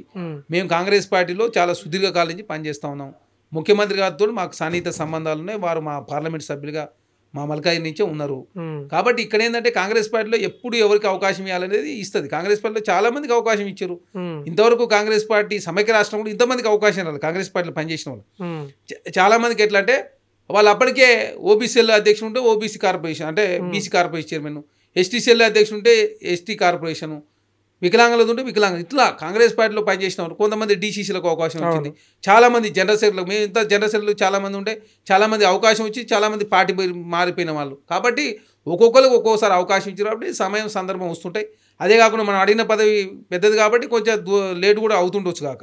కాబట్టి కాంగ్రెస్ పార్టీ ఏ వ్యక్తికి ఏ పదవి ఎప్పుడు ఇవ్వాలని చెప్పేసి పరిస్థితుల ఆధారంగా ఏ వ్యక్తి ఏ అవసరం ఎప్పుడు ఉంటుందని చెప్పి గ్రహించి మాత్రమే పదవులు ఇస్తూ ఉన్నారు. కాబట్టి కాంగ్రెస్ పార్టీ రేవంత్ రెడ్డి గారు కావచ్చు, పీసీసీ ప్రెసిడెంట్ మహేష్ కుమార్ గౌడ్ గారు కావచ్చు, ఉత్తమ్ కుమార్ రెడ్డి గారు కావచ్చు, బట్టి విక్రమార్క గారు కావచ్చు, శ్రీధర్ గారు కావచ్చు, వాళ్ళంతా కూడా సమిష్టి నాయకత్వంలో కాంగ్రెస్ పార్టీ ముందుకు తీసుకుపోతూ కాంగ్రెస్ పార్టీలో పనిచేసిన ప్రతి ఒక్క వ్యక్తిని కాపాడుకునే ప్రయత్నంలో భాగంగా ముందుకు పోతా ఉన్నాం. ఇంకా కమిషన్ మెంబర్లుగా చాలా మందిని, అదే కాకుండా అంటే ప్రధానంగా వస్తున్నది ఏంటంటే కౌశిక్ యాదవ్ గారికి పదవి రాకపోవడానికి కారణం కౌశిక్ యాదవ్ గారు కొంచెం అగ్రెసివ్గా మాట్లాడాడు, కొంచెం దురుసుగా మాట్లాడాడు. దురుసుగా మాట్లాడిన వాళ్ళకి పదవులు వస్తున్నాయి. కౌశిక్ యాదవ్ గారు సౌమ్యుడు, పద్ధతిగా మాట్లాడతాడు, సైలెంట్గా మాట్లాడతాడు, అందుకే గలాట లేదు కాంగ్రెస్లో. అందుకే ఆయనకు పదవి వస్తలేదు అనే విమర్శలు కూడా వచ్చినాయి ఆయన. ఇలా యాదవ్ సంబంధించి ఆల్రెడీ రాజ్యసభ ఇచ్చారు. ఉమ్, యాదవ్ సంబంధించి మంత్రివర్గం ఇంకా స్థానం లేదు, దాన్ని కూడా ఇవ్వాలని చెప్పేసి మేము కూడా మాట్లాడినాం. తర్వాత అడ్వైజర్ కావచ్చు, తర్వాత ఎమ్మెల్సీలు కావచ్చు, కమిషన్ మెంబర్లు కావచ్చు, కార్పొరేషన్ చైర్మన్ కావచ్చు, జిల్లా అధ్యక్షులు కావచ్చు, ఇవన్నీ కూడా ఇవ్వాలని చెప్పేసి మేమంతా అడిగిన మాట వాస్తవం. కాంగ్రెస్ పార్టీలో స్వేచ్ఛ ఉంటుంది. ఉమ్, ఏదన్నా ఏ వర్గానికన్నా ఏదన్నా అంటే అన్యాయం జరుగుతున్నప్పుడు కావచ్చు, లేకపోతే వాళ్ళని ఏమన్నా గుర్తు చేసే ప్రయత్నంలో భాగంగా కాంగ్రెస్ పార్టీలో ఉన్నటువంటి నాయకులతో మాట్లాడుకుంటారు. ఉమ్, కాబట్టి భవిష్యత్తు అన్ని రకాల అవకాశాలు ఇస్తామని చెప్పి వాళ్ళ మాట ఇచ్చారు. కాబట్టి కాంగ్రెస్ పార్టీలో గుర్తుపెట్టుకో, ఒక్క పోస్ట్ కూడా ఉమ్, పైరవలో తావు లేకుండా తెలంగాణ రాష్ట్రంలో కాంగ్రెస్ పార్టీ రేవంత్ రెడ్డి గారి నాయకత్వంలో ఇచ్చిన మాట వాస్తవం. మీరు ఏ పదవిలో తీసుకోండి, జర్నలిస్టులకు అవకాశం ఇచ్చిన కాంగ్రెస్ పార్టీ ఇచ్చింది. ఆర్టీఐ కమిషన్లో జర్నలిస్టులకు అవకాశం, మన జర్నలిస్టులను చెంపకెట్టి పల్ల కొడతా అన్నాడు కదా అన్న. దాని గురించి ఇక్కడ ఏముందంటే వాస్తవాలు వాస్తవాన్ని మాట్లాడు, అవాస్తవాలను అవాస్తవాన్ని మాట, వాస్తవాలను అవాస్తవాలు ప్రచారం చేసినప్పుడు బాధ అనిపిస్తుంది, బాధేస్తుంది. ఎందుకంటే తెలంగాణ రాష్ట్రంలో కాంగ్రెస్ ప్రభుత్వం మేము 417 హామీలు ఇస్తే 200 హామీలు నెరవేర్చింది కాంగ్రెస్ ప్రభుత్వం. దేశంలో ఏ రాష్ట్రంలో కూడా ఇన్ని హామీలు నెరవేర్చిన ప్రభుత్వాలు ఏది లేవు. భారతీయ జనతా పార్టీ రాష్ట్రాలు మనం తీసుకుందామా, లేకపోతే బీఆర్ఎస్ పార్టీ గతంలో 9 సంవత్సరాల పరిపాలన తీసుకున్నా కూడా దేశంలో ఏ రాష్ట్రంలో చేయని విధంగా కాంగ్రెస్ ప్రభుత్వం చేస్తూ ఉంటే దాన్ని అవాస్తవాలుగా ప్రచారం చేసే ప్రయత్నం బీఆర్ఎస్ పార్టీలో ఉన్న చాలామంది చేపిస్తుంటే కొంతమంది జర్నలిస్టులు దాసోహమై అనవసరంగా ప్రధానం చేసే ప్రయత్నం చేస్తున్నారని చెప్పేసి వారిని ఉద్దేశించి మాట్లాడింది తప్ప మొత్తం జర్నలిస్ట్ సమాజాన్ని ఉద్దేశించి మాట్లాడింది కాదు. ఎందుకంటే సుప్రీంకోర్టులో ఉన్న కేసును కూడా జర్నలిస్టులకు సంబంధించి భూమికి సంబంధించి కేసు ఉంటే దాన్ని కూడా రేవంత్ రెడ్డి గారు ముఖ్యమంత్రి అయిన తర్వాత త్వరితగతిన అడ్వకేట్లను పెట్టి ఆ సమస్య పరిష్కరించుకున్నాం. కాకపోతే సుప్రీంకోర్టు రివర్స్ జడ్జిమెంట్ ఇవ్వడంతో ఆ సమస్య పరిష్కారం కాలే. అదే కాకుండా జర్నలిస్టులకు కూడా కాంగ్రెస్ పార్టీ అధికారులకు వచ్చిన తర్వాత ఆర్టీఐ కమిషన్లో 2 జర్నలిస్టులు ఉన్నారు. 2 పివి శ్రీనివాస్ గారు కావచ్చు, అయోధ్య రెడ్డి గారు కావచ్చు. చాలా సందర్భం కాంగ్రెస్ పార్టీ ఏంటంటే సమయస్ఫూర్తితో ముందుకు పోతా ఉంది. కొన్ని పరిస్థితుల్లో కొంత భిన్నంగా వ్యవహరించే పరిస్థితి కావచ్చు, కొన్ని సమస్యలు పరిష్కారం కాకుండా కూడా కొంత లేట్ అయినప్పటికీ కూడా ఏ విధంగా ముందుకు పోదాం, జర్నలిస్ట్ సమాజాలు కావచ్చు విలువలను కూడా పతనం అవుతా ఉన్నాయి. కాబట్టి నోటికి ఏది వస్తే అది మాట్లాడే ప్రయత్నం చాలామంది జర్నలిస్ట్ చేస్తూ ఉన్నారు. కొన్ని పార్టీలకు సంబంధించినటువంటి యూట్యూబ్ ఛానల్ ఏర్పాటు చేసుకొని జర్నలిస్టులకు సంబంధించినటువంటి ఆ హక్కులను కావచ్చు, జర్నలిస్టులకు సంబంధించిన విలువలను కూడా కాల్చే ప్రయత్నం వారు చేస్తూ ఉన్నారు. కాబట్టి అట్లాంటి వాళ్ళని ఉద్దేశించినటువంటి మాటలే తప్ప జర్నలిస్టు సమాజాన్ని గౌరవించుకునేది కాంగ్రెస్ పార్టీ. రేవంత్ రెడ్డి గారు కావచ్చు జర్నలిస్టులు ఎప్పటికప్పుడు చిట్చాట్లు ఏర్పాటు చేసుకొని వాళ్ళ సమస్యలు పరిష్కరించే ప్రయత్నంలో కాంగ్రెస్ ప్రభుత్వం ముందుకు పోతూ ఉంది. ఎక్కడ కూడా మీడియా మీద ఆంక్షలు పెట్టలేదు. మీరు చూస్తాం సెక్రటరీ ముందు మీడియా ఉంటుంది, అదే కాకుండా అసెంబ్లీలో మీడియా ఉంటుంది, గాంధీభవన్లో మీడియా ఉంటుంది. తెలంగాణ రాష్ట్రంలో ఇందిరా పార్క్ దగ్గర ధర్నా చేసుకునే అవకాశం, సోమాజిగూడలో ప్రెస్ క్లబ్లో ప్రెస్ మీట్ పెట్టుకునే అవకాశం, నిజాం కాలేజ్ ముందు ప్రెస్ మీట్లు పెట్టుకునే నిజాం క్లబ్ ఉన్నది. కాబట్టి ఎక్కడ కూడా కాంగ్రెస్ ప్రభుత్వం ఒక సదుద్దేశంతో ముందుకు పోతూ ఉంటే దాన్ని కాళ్ళలో కర్రబెట్టే ప్రయత్నం కొంతమంది చేస్తున్నప్పుడు దానిలో భాగంగా మాత్రమే కాంగ్రెస్ పార్టీ ముఖ్యమంత్రి గారు మాట్లాడి తప్ప తెలంగాణ జర్నలిస్ట్ సమాజాన్ని ఉద్దేశించి మాట్లాడిన మాటలు కావాలనేది చాలా స్పష్టం. రైట్ అన్న. ఇప్పుడు డబుల్ బెడ్రూమ్ ఇల్లు రాష్ట్ర వ్యాప్తంగా గ్రామాలలో నడుస్తున్నాయి. అయితే వాస్తవంగా గత 10 ఏళ్ళుగా కేసీఆర్ ఇవ్వలేదు, కేవలం నగరాలలో ఆడనో ఇన్నో కొన్ని వంచిండు. మేము వచ్చినాక మేము చేస్తాం 5 లక్షలు 6 లక్షలు, ఎస్సీ ఎస్టీలకు 6 లక్షలు, బీసీలకు 5 లక్షలు. వాస్తవంగా కూడా నా దగ్గరికి వచ్చిన సమస్య ఇది. వాళ్ళకి ఏ మూలకు కూడా సరిపోవట్లేదంట. ఇంకోటి ఏంటంటే ముగ్గు పోసిపోతున్నారు, తర్వాత వీళ్ళు సొంత పైసలు పెట్టి పునాది లేపుకోవాలి, అప్పుడు 1 లక్ష పడుతున్నాయి. ఆ 1 లక్ష పడతాయి, అసలు వీళ్ళ దగ్గర అమౌంటే లేవు. వాళ్ళ దగ్గర ఇప్పుడు పెట్టుబడి కాలం, అసలు అమౌంటే లేవు. 1 లక్ష పెంచి ముగ్గు పోసినంబడే ఆ ఆడబిడ్డ అకౌంట్లో 1 లక్ష వేస్తే పునాది కట్టుకుంటాం కదా అనేది విమర్శలు వస్తున్నాయి. ఒక ఆవేదన వ్యక్తం చేస్తున్నారన్న. ఇది సరైన నిర్ణయం కాదంటారా వాళ్ళది? అంటే ఇప్పుడు ప్రభుత్వం కూడా గుర్తుపెట్టుకోవాలా, 2014 నుంచి 23 వరకు కేసీఆర్ గారు తెలంగాణ రాష్ట్రంలో డబుల్ బెడ్రూమ్ ఇస్తానని చెప్పేసి 7 లక్షల డబుల్ బెడ్రూమ్ ఇస్తానని చెప్పేసి 70,000 డబుల్ బెడ్రూమ్ మాత్రం ఇచ్చాడు. 1 లక్ష అడిగి ఉన్నాయి, 70,000 మాత్రం ఇచ్చారు. తెలంగాణ రాష్ట్రం ఎక్కడ కూడా డబుల్ బెడ్రూమ్ ఇవ్వలే. కాంగ్రెస్ ప్రభుత్వం అధికారులకు వచ్చింది, మీరు చూస్తూ ఉంది. ఇంకొకసారి ఇందిరా ఇల్లు ఇస్తే తెలంగాణ రాష్ట్రం ఇల్లు అడిగే వాళ్ళు ఉండరు. మీరు చూడండి, 5 లక్షల రూపాయలు బీసీ ఓసీలకు, 6 లక్షల రూపాయలు ఎస్సీ ఎస్టీలు, 600 ఎస్ఎఫ్టీలు. దాన్ని ఆల్రెడీ నిపుణుల కమిటీతో చర్చించి చాలాసార్లు మాట్లాడిన తర్వాత భారం పడకుండా ప్రభుత్వం ఫిక్స్ చేసినటువంటి ఫీజులు అవి. దానికి ఒక నియమం కూడా పెట్టుకో. అదేవిధంగా పునాది తీసినప్పుడు ఏంది, బ్రిక్ వర్క్ స్టార్ట్ అయినప్పుడు ఏంది, స్లాబ్ పోసినప్పుడు ఏంది, ఇవన్నీ కూడా అంటే అది ఓకే. ఎప్పటికప్పుడు ఎమ్మెల్యేలు కావచ్చు, మంత్రులు కావచ్చు పర్యవేక్షిస్తూ ఉన్నారు. అది ఓకే అన్న. అయితే ప్రధానంగా వస్తున్న సమస్య ఏంటంటే ముగ్గు పోసి మీరు ఆఫీసర్లు వెళ్ళిపోతున్నారు, మీరు కట్టుకోవాలి మీ పైసలతో సొంతంగా పునాది లేపితే అప్పుడు 1 లక్ష పడతాయనే కాడ చాలామంది దాదాపు 1.35 లక్షల ముగ్గు పోసిన ఇండ్లు అట్లే పడబడిపోయినట్లు వస్తున్న సమాచారం. అంటే వాళ్ళు ఏమంటున్నారంటే ముగ్గు పోసిన వెంబడే ఓ 10 రోజులకో 15 రోజులకో లక్ష వేస్తే మేము పునాది లేపుకుంటాం కదా అనేది వాళ్ళు ప్రధానంగా. మీరు పెట్టుకున్న ఏవైతే ఉన్నాయో నిబంధనలు అవి అంతా ఓకే, కానీ ఒక ₹1,00,000 మాకు అకౌంట్లో వేస్తే మేము లేపుకుంటాం కదా, మా దగ్గర పైసలు లేవు కదా అంటారు. దానికి ఏం చెప్తారు మీరు? ప్రధానంగా గుర్తుపెట్టుకోవాలి, ప్రభుత్వం దృష్టికి ఏది వచ్చినా కూడా ఆ సమస్యను పరిష్కరించే ప్రయత్నంలో కాంగ్రెస్ ప్రభుత్వం ముందుకు పోతా ఉంది తప్ప వెనకకు పోతలేదు. గుర్తుపెట్టుకోవాలి.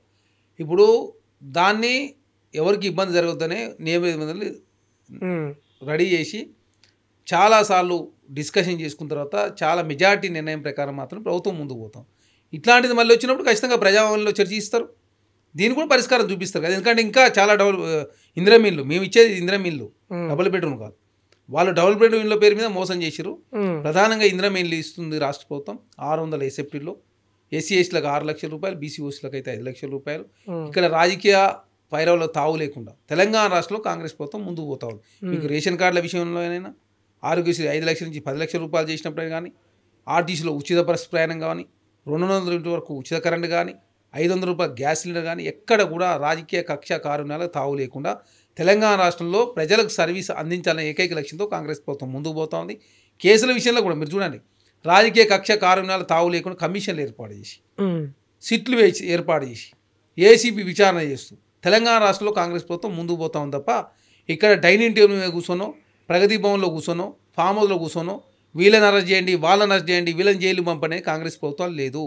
మేము సదుద్దేశంతో తెలంగాణ రాష్ట్రం ఏ లక్ష్యాల కోసం తెలంగాణ రాష్ట్రం ఇచ్చినో ఆ లక్ష్యాలు నెరవేరలేదు కాబట్టి తెలంగాణ రాష్ట్రంలో కాంగ్రెస్ ప్రభుత్వం అధికారం రాకముందు 5 లక్షల కోసం నీళ్లు, నిధులు, నియామకాలు, అస్తిత్వం, ప్రజాస్వామ్యం ఉండాలని చెప్పేసి 5 లక్షల కోసం కాంగ్రెస్ ప్రభుత్వం పనిచేస్తాం. అస్తిత్వం విషయంలో తెలంగాణ అస్తిత్వం అంటే గద్దర్ గారి జయంతిని అధికారిగా నిర్వహించడం, జయంతిని వర్ధంతిని నంది అవార్డుల పేరులో గద్దర్ అవార్డులు ఇవ్వడం, అందశ్రీ గారి గీతాన్ని తెలంగాణ గీతంగా ప్రకటించుకోవడం, తెలంగాణకు ఒక తల్లిని ఏర్పాటు చేసుకోవడం, తెలంగాణకు ఒక పాటను ఏర్పాటు చేసుకోవడం, ఉద్యమకారుల ఆకాంక్ష నెరవేర్చే ప్రయత్నంలో కాంగ్రెస్ ప్రభుత్వం ముందుకు పోతా ఉంది. అదే కాకుండా ఉద్యోగాలు కావచ్చు, అదే ప్రజాస్వామ్యం అంటే ఇందిరా పార్క్ ధర్నా చౌక్ ప్రారంభించడం, ప్రగతి భవన్ ప్లేస్లో పూలే ప్రజాభవన్ నామకరణం చేసుకుని అక్కడ ప్రజాభవన్ జరుగుతూ ఉంది మంగళవారం, శుక్రవారం. అదే కాకుండా సెక్రటరీలకు ఎవరికైనా ప్రవేశం, మీడియా మీద ఆంక్షలు లేకుండా, సోషల్ మీడియా కూడా మీడియా మీద ఆంక్షలు లేకుండా తెలంగాణ రాష్ట్రంలో అసెంబ్లీలో ప్రతిపక్షాలకు అవకాశం ఇచ్చే అవకాశం, దానిలో భాగంగా 17 గంటల పాటు రికార్డు స్థాయిలో అసెంబ్లీలో నిర్వహించింది కాంగ్రెస్ ప్రభుత్వం. నీళ్ళ విషయంలో కావచ్చు, నిధుల విషయంలో కావచ్చు, అన్ని విషయంలో తెలంగాణ రాష్ట్రంలో తగాదాలకు పోకుండా తెలంగాణ రాష్ట్రంను అభివృద్ధి పదం ముందుకు తీసుకునే ప్రయత్నాల భాగంగా కాంగ్రెస్ ప్రభుత్వం ముందుకు పోదు. దీన్ని చూసి ఓరలేక బీఆర్ఎస్ పార్టీ, భారతీయ జనతా పార్టీ తెలంగాణ రాష్ట్రం 8 మంది ఎంపీలు, ఒకరు రాజ్యసభ సభ్యులు, ఇది కేంద్రం. తెలంగాణకు అనా పైసా కూడా తీసుకురాలి. ఒప్పందంలో భాగంగా 41 పైసలు ఇవ్వాలి. దేశంలో 42 పైసల రూపాయలు ఇవ్వాలి ఒప్పందం ఉన్నప్పటికీ 1% ఒక పైసా కేంద్ర ప్రాంతాలకు అదనంగా ఇస్తూ ఉన్నారు. 41 పైసలు ఇవ్వాలి, 35 పైసలే కేంద్రం ఇస్తూ ఉంది. తెలంగాణ ₹1 కడితే నా 38 పైసలు మీరు ఇస్తూ మా పైసలు ఇంకా మీ దగ్గర ఉన్న ఎప్పుడు ఇస్తారో చెప్పండి అంటే దాని సమాధానం చెప్పకుండా తెలంగాణ రాష్ట్రంలో భారతీయ జనతా పార్టీ పబ్బం గడుపుకునే ప్రయత్నం చేస్తాం. భారతీయ జనతా పార్టీ అధికార రాష్ట్రాల్లో ₹5, ₹6, ₹1 వాళ్ళు ట్యాక్స్ కడితే ₹5, ₹6, ₹7 కూడా ఇస్తా ఉంది. తెలంగాణ ₹1 ట్యాక్స్ కడితే కేంద్రానికి మాకు ఇచ్చేది 38 పైసలు మాత్రమే. మా పైసలు 62 పైసలు ఎప్పుడు ఇస్తారో చెప్పండి. నేను బండి వాళ్ళే బాకీ ఉంటారు, వాళ్ళే బాకీ. అదే కాకుండా బీహార్కి ఇచ్చినట్టు 59,000 కోట్ల రూపాయలు ఇవ్వలేదు, ఆంధ్ర రాష్ట్రానికి ఇచ్చిన 1,00,000 కోట్లు ఇవ్వలేదు. మొన్న కేంద్ర క్యాబినెట్ అమరావతి మెట్రో కావచ్చు, వైజాగ్ మెట్రోకి 22,000 కోట్ల రూపాయలు ఇచ్చారు. మనకి హైదరాబాద్ తెలంగాణకు మెట్రో విస్తరణకు అనుమతి ఇవ్వకుండా పీక్ టైంలో పబ్లిక్ లేరని చెప్పేసి బుకాయించే ప్రయత్నం చేస్తాం. అదేవిధంగా మెట్రో రైల్ రింగుకు అనుమతి ఇవ్వలేదు, RRRకు అనుమతి ఇవ్వలేదు, డ్రై పోర్టుకు అనుమతి ఇవ్వలేదు, ఐటీ ప్రాజెక్ట్ ఇవ్వలేదు. అదే కాకుండా జాతీయ హోదా ఇవ్వలేదు. 1,20,000 కోట్ల రూపాయలు కేంద్రం అడిగితే అనా పైసా ఇవ్వకుండా తెలంగాణకు అన్యాయం చేస్తుంది భారతీయ జనతా పార్టీ. దాన్ని బీఆర్ఎస్ పార్టీ ప్రశ్నించదు. కాంగ్రెస్ పార్టీ ప్రశ్నిస్తుంటే బీఆర్ఎస్ పార్టీ ఏమంటది, భారతీయ జనతా పార్టీ కాంగ్రెస్ పార్టీ ఒకటి, నరేంద్ర మోడీ, రేవంత్ రెడ్డి గారు ఒకటి అని చెప్పేసి తెలంగాణ సమాజాన్ని తప్పుదారి పడిచే ప్రయత్నం వారు చేస్తూ ఉన్నారు తప్ప కాంగ్రెస్ ప్రభుత్వం చిత్తశుద్ధితో ముందుకు పోతూ ఉంది. ఖచ్చితంగా తెలంగాణ రాష్ట్రాన్ని అగ్రగామిగా ఈ ప్రపంచంలో నిలిపే ప్రయత్నంలో భాగంగా ప్రపంచ నగరాలతో హైదరాబాద్ పోటీపడాలని చెప్పి భావించి మూసీ ప్రక్షాళన కోసం కాంగ్రెస్ ప్రభుత్వం ఆల్రెడీ ముందుకు పోతూ ఉంటే 5,000 కోట్ల ప్రాజెక్ట్ని 1,20,000 కోట్లు అని చెప్పేసి తెలంగాణ సమాజాన్ని తప్పుదారి పడిచే ప్రయత్నం వారు చేస్తాం. ఇప్పటికి ఆల్రెడీ రాష్ట్ర ప్రభుత్వం 750 కోట్ల రూపాయలు కేటాయించుకున్నారు. ఇంకా 750 కోట్ల రూపాయలు కేటాయించి ఇంకొక 3,500 కోట్ల రూపాయలు రుణం వచ్చినట్లయితే ఖచ్చితంగా మూసిని కూడా ప్రక్షాళన చేసే ప్రయత్నంలో కాంగ్రెస్ ప్రభుత్వం ముందుకు పోతాం. అన్న రైట్. ఒకటి చిన్న ప్రశ్న ఏంటంటే ప్రజల నుంచి వచ్చింది ఇది. కేసీఆర్ గారు ఆ మధ్యలో ఢిల్లీలో చిట్చాట్ చేసుకుంటూ విలేకరులు అడిగిన ప్రశ్నకు కేసీఆర్ గారిని అరెస్ట్ చేయబోతున్నారా మీరు అంటే అరెస్ట్ చేసేదే ఉంది ఆయనను, నేను గెలవడమే ఆయనకు పెద్ద శిక్ష, ఆయన ఫామ్ హౌస్లో ఉండడమే అరెస్టుతో సమానం, అది ఆయన చేయాల్సిన అవసరం ఏముందని రేవంత్ రెడ్డికి అన్నారు. అంటే ఇక్కడ ప్రధానంగా వస్తున్న ప్రశ్న ఏంటంటే కేసీఆర్ను టచ్ చేస్తే జైల్లో వేస్తే కాంగ్రెస్ పార్టీ తుడిచిపెట్టుకుపోతుందనే భయంతో అన్నాడా అనేది వస్తుంది. ఇక్కడ డెమోక్రటిక్ వేలో కాంగ్రెస్ ప్రభుత్వం ముందుకు పోతుంది. ఇప్పుడు కమిషన్ విచారణ జరుగుతూ ఉన్నప్పుడు ఎట్లా మాట్లాడతారు రేవంత్ రెడ్డి గారు? వాళ్ళు అరెస్ట్ చేస్తున్నారంటే చెప్పి మాట్లాడకూడదు కదా. కమిషన్ విచారణ జరుగుతూ ఉంది, సిట్ విచారణ జరుగుతూ ఉంది, ఏసీ విచారణ జరుగుతూ ఉంది. విచారణ సంస్థలు రిపోర్ట్ ఇచ్చిన తర్వాత క్యాబినెట్లో పెట్టిన తర్వాత అసెంబ్లీలో చర్చ చేసిన తర్వాత ప్రతిపక్షాల సలహా సూచన మేరకు ప్రభుత్వం ముందుకు పోతుందని చెప్పిన తర్వాత ఒక వ్యక్తి వీళ్ళు అరెస్ట్ అయితే వాళ్ళు అరెస్ట్ అవుతారని చెప్పేసి బండి సంజయ్ లాగా రేవంత్ రెడ్డి గారు మాట్లాడలే. ఇక్కడ ప్రజాస్వామ్యబద్ధంగా డెమోక్రటిక్ వేలో సమిష్టి నిర్ణయాలతో కాంగ్రెస్ ప్రభుత్వం ముందుకు పోతా ఉంది. అట్లాంటప్పుడు మరి అట్నే మాట్లాడతారు కదా. నాకు రాజకీయంగా అయితే కక్ష కార్యక్రమాలకు తావులేదు తెలంగాణ రాష్ట్రంలో, అనవసరంగా ఎవరి మీద కేసులు పెడుతున్నాం, తప్పు చేసినావు తన మన అనే భేదమే లేదప్పుడు ఖచ్చితంగా చట్టం ప్రకారం ముందుకు పోతే ప్రయత్నం జరుగుతుంది. కాబట్టి కమిషన్ రిపోర్ట్ రాకుండా రేవంత్ రెడ్డి గారు అట్లాంటి ఆ సందర్భానుసారంగా మాట్లాడిన భయంతో ఏం కాదు. భయం మాకేం భయం అంటే కేసీఆర్ని టచ్ చేస్తే మొత్తం బీఆర్ఎస్ మొత్తం ఉవ్వెత్తున లేస్తుంది. ఏదైతే ఏపీలో వైసీపీ ఎట్లా పడిపోయిందో అట్లా కాంగ్రెస్ పడిపోయే అవకాశాలు రాజకీయ విశ్లేషకులు చెప్పిండ్రు కాబట్టి అట్లా చెప్పిండు అనేది అంటున్నాను. కాదా? నిజం కాదా? చేసుకోవాల్సింది ఏంటంటే దయచేసి కల్వకుంట్ల కవిత గారు అరెస్ట్ అయ్యింది, 6 నెలల పాటు జైలు ఉంది. ఉన్న 9 ఎంపీలు 0 అయినాయి, 2 స్థానాలు మాత్రమే డిబైట్ వచ్చింది వాళ్ళకు, 7 స్థానాల్లో డిబైట్ పోయింది. ఏనాడు బీఆర్ఎస్ పార్టీ ఇంత ఘోరమైన పరిస్థితి. కంటోన్మెంట్ ఎలక్షన్ జరిగితే 3rd, సికింద్రాబాద్ పార్లమెంట్లో 3rd, చేవెళ్ళ పార్లమెంట్లో 3rd. అంటే కవితకు కేసీఆర్కి తేడా లేదా? కల్వకుంట్ల కుటుంబంలో ఒక నెంబర్ 4 నెంబర్ 5 ఉన్నటువంటి ఒక వ్యక్తిని అరెస్ట్ చేస్తేనే నీ పార్టీ మొత్తం అతలాకుతలం అయితే ఏమన్నా అర్థం? హైదరాబాద్లో అత్యధికంగా గెలిచింది ఎమ్మెల్యేలు బీఆర్ఎస్ పార్టీ. హైదరాబాద్ పెద్ద ఎత్తున మేము డెవలప్మెంట్ చేసినా కూడా మమ్మల్ని ప్రజలు ఆదరించారని చెప్పి బీఆర్ఎస్ పార్టీ పెద్ద ఎత్తున కహానీలు చెప్పింది. మరి జరిగిన ఎంపీ ఎలక్షన్ ఎందుకు 3వ ప్లేస్ పోయింది? అంటే మీ స్థానమే మీరు కోల్పోయారు. కేసీఆర్ గారు నథింగ్ అంటారా? కేసీఆర్ గారు నథింగ్ కాదు, బీఆర్ఎస్ పార్టీ పని అయిపోయింది. అందుకే బీఆర్ఎస్ పార్టీ భారతదేశంలో విలీనం చేయడం కోసం సీఎం రమేష్ గారు అడిగిన ప్రశ్నలు సమాధానం చెప్పండి, రాజాసింగ్ గారి ప్రశ్నలు సమాధానం చెప్పండి, కల్వకుంట్ల కవిత గారి ప్రశ్నలు సమాధానం చెప్తే తెలంగాణ సమాజం హర్షిస్తారు. ఆ 3 ప్రశ్నలు సమాధానం చెప్పలేకనే బీఆర్ఎస్ పార్టీ అతలాకుతలం అవుతా ఉంది. భారతీయ జనతా పార్టీ కూడా అదే, ఆ 3 ప్రశ్నలు భారతీయ జనతా పార్టీ సమాధానం చెప్తే బీఆర్ఎస్ పార్టీ సమాధానం చెప్పలేక అతలాకుతలం అవుతూ వాళ్ళు అనవసరంగా కాంగ్రెస్ ప్రభుత్వం మీద ఏది పద్ధతి మాట్లాడే ప్రయత్నం వారు చేస్తూ ఉన్నారు.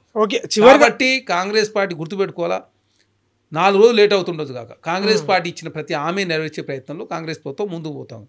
నిరుద్యోగులకు సంబంధించిన హామీలు కావచ్చు, తెలంగాణ రాష్ట్రంలో ప్రజలకు ఇచ్చిన ప్రతి హామీ నెరవేర్చే ప్రయత్నంలో కాంగ్రెస్ ప్రభుత్వం ముందుకు పోతా ఉంది. అన్న చివరిగా చెప్పండి, ఇప్పుడు స్థానిక ఎలక్షన్లోకి వెళ్తారు, ఇక సెప్టెంబర్లో నోటిఫికేషన్ వస్తుందో ఏమో దాదాపు, అంటే ఎట్లా ఉందన్న చివరిగా మీరు స్థానిక సంస్థల ఎన్నికల్లో మీకు ఎదురు దెబ్బ తగిలే అవకాశం ఉందా, లేకపోతే మంచిగా అన్ని దాదాపు ఒక 70% మీరు సీట్లు సంపాదించుకునే అవకాశం కనిపిస్తుందా మీకు నిజంగా? కాంగ్రెస్ పార్టీ అత్యధికంగా ఎంపీటీసీలు, జెడ్పీటీసీలు, సర్పంచ్లు, మున్సిపల్ చైర్మన్ గెలవబోతా ఉంది. మీ మీద కోపంగా ఉన్నారు. తినబోతూ రుచి ఎందుకు అన్నాడు? అరే మేము చెప్పని పనులు కూడా చేసినాం తెలంగాణ రాష్ట్రంలో. సన్నబియ్యం ఎవరన్నా మేము హామీ ఇచ్చినామా? ఏలే కదా. సన్నబియ్యం ద్వారా రాష్ట్ర ప్రభుత్వ ఖజానా 10,000 కోట్ల రూపాయలు ఖర్చు అవుతా ఉంది. బ్లాక్ మార్కెట్ అడ్డుకున్నాం. ఆనాడు రేషన్ జాబ్లలో బియ్యం ఇస్తే స్ట్రైట్ అవే బ్లాక్ మార్కెట్ వెళ్ళేది, రైతు అదేవిధంగా ప్రజలు ఎవరు కూడా తినేవాళ్ళు కాదు. ఈ రోజు రేషన్ షాప్ దగ్గర ఎవరన్నా ఒక కిలో అన్న వృధా అవుతుందా? ఒక కేజీ అన్న, లేకపోతే ఇక్కడ లైన్లు కట్టి బియ్యం తీసుకుపోయి మంచి ప్రశాంతంగా రాష్ట్రంలో ఎస్సీ, ఎస్టీ, బీసీలు, బడుగు బలైన వర్గాలు, పేద వర్గాలంతా కూడా సన్నబియ్యం తింటా ఉన్నారు. అందరికి సన్నబియ్యం ఇచ్చిన చరిత్ర కాంగ్రెస్ పార్టీ రేవంత్ రెడ్డి గారు. అంటే లోకల్ బాడీ ఎన్నికల్లో మంచి ఫలితాలు వస్తాయి కదా. ఇందిరా మిల్లు ఏమన్నా మీరు ఇచ్చిరా? మీరు 10 సంవత్సరాల కాలం ఒక్క ఇళ్ళని ఇచ్చిరా? అంటే 2 ఏళ్ళ రేషన్ కార్డులు ఇచ్చిరా? మీరు రేషన్ కార్డులు ఇవ్వలేదు, రుణమాఫీ చేయలేదు. రేషన్ కార్డులు ఇచ్చినాం, రుణమాఫీ చేసినాం. అదే కాకుండా సన్నబియ్యం ఇచ్చినాం, 500 రూపాయలు బోనస్ ఇచ్చినాం. తరగనే ప్రసక్తి లేదు తెలంగాణ రాష్ట్రంలో. కాకపోతే ఎలక్షన్ లేట్ అయినాయి, మేము దాన్ని కూడా ఒప్పుకోం. మేము మంచిని మంచి, చెడు చెడులాగా చూస్తూ ఉన్నాం. మంచిని మంచిలాగా మాట్లాడండి, చెడు చెడులాగా మాట్లాడండి. ఏదైనా ఉంటే మేము పరిష్కరించుకునే ప్రయత్నంలో కాంగ్రెస్ ప్రభుత్వం ముందుకు పోతా ఉంది. అన్నీ మేము మంచి చేస్తున్నాం అని చెప్తలేం, అలా అని చెప్పేసి మేము అన్ని చెడు కూడా చేస్తున్నాం. మేము చేసిన మంచిని మంచిలాగా చూడండి, చెడుని చెడులాగా చూడండి. ప్రతిపక్షాలు కూడా గౌరవప్రదంగా ఉండాలని చెప్పి కాంగ్రెస్ పార్టీ కోరుకుంటా ఉంది. హుందాగా అసెంబ్లీ సమావేశాలు జరగాలని చెప్పి కాంగ్రెస్ పార్టీ కోరుకుంటా ఉంది. మీడియా కావచ్చు, జర్నలిస్టులు కావచ్చు, వాస్తవాలు మాట్లాడాలని చెప్పి కాంగ్రెస్ పార్టీ కోరుకుంటా ఉంది. తెలంగాణ రాష్ట్ర డ్రగ్స్ను కంట్రోల్ చేసి నిర్మూలించే ప్రయత్నంలో కాంగ్రెస్ ప్రభుత్వం ముందుకు పోతా ఉంది. అదే కాకుండా తెలంగాణను ఆనాడు మీరే తాగుబోతు తెలంగాణ, తిరుగుబోతు తెలంగాణ మీరే చేసారు, మేము చేయలేదు. మీరే బెల్ట్ షాపులు తీసుకొచ్చారు, తెలంగాణ రాష్ట్రంలో డ్రగ్స్ మయం చేసింది మీరే, గంజాయి మయం చేసింది మీరే, తాగుబోతుల మయం చేసింది మీరే తప్ప మేము కాదు. మేము తెలంగాణ రాష్ట్రంలో చెడిపోయిన వ్యవస్థలన్నీ కూడా అభివృద్ధి పథంలో ముందుకు తీసుకునే ప్రయత్నం, బాగు చేసే ప్రయత్నంలో కాంగ్రెస్ పార్టీ ముందుకు పోతా ఉంది. విలువలు కాపాడే ప్రయత్నం, విద్యా వైద్యం సేద్యం విషయంలో చర్చ చేయడానికి ప్రభుత్వం సిద్ధంగా ఉంది. 11 సంవత్సరాల నరేంద్ర మోడీ గారి పరిపాలన, కేసీఆర్ గారు 9 సంవత్సరాల పాలన, రేవంత్ రెడ్డి గారి పాలన మీద చర్చ చేయడానికి మేము సిద్ధంగా ఉన్నాం. అసెంబ్లీ రండి అంటే ప్రతిపక్ష నాయకుడు ఏమో అసెంబ్లీ రాడు. బీఆర్ఎస్ పార్టీ, భారతీయ జనతా పార్టీ రెండు ఒకటే, ఏది పడితే అది మాట్లాడి తెలంగాణ సమాజం హర్షించదు.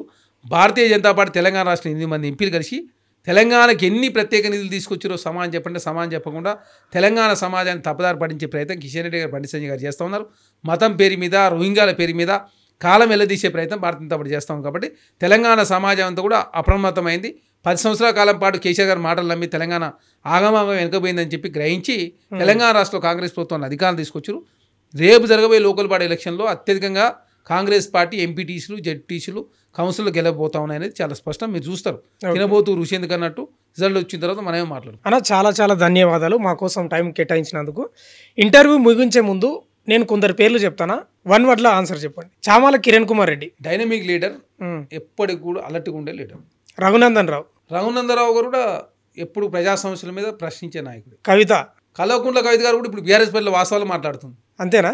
ఓకే. మన కేటీఆర్ ఎప్పుడు అబద్ధాలు ప్రచారం చేసేవాడు.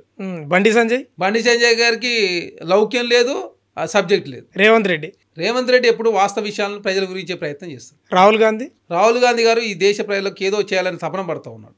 ఓకే, థ్యాంక్ యూ అన్న.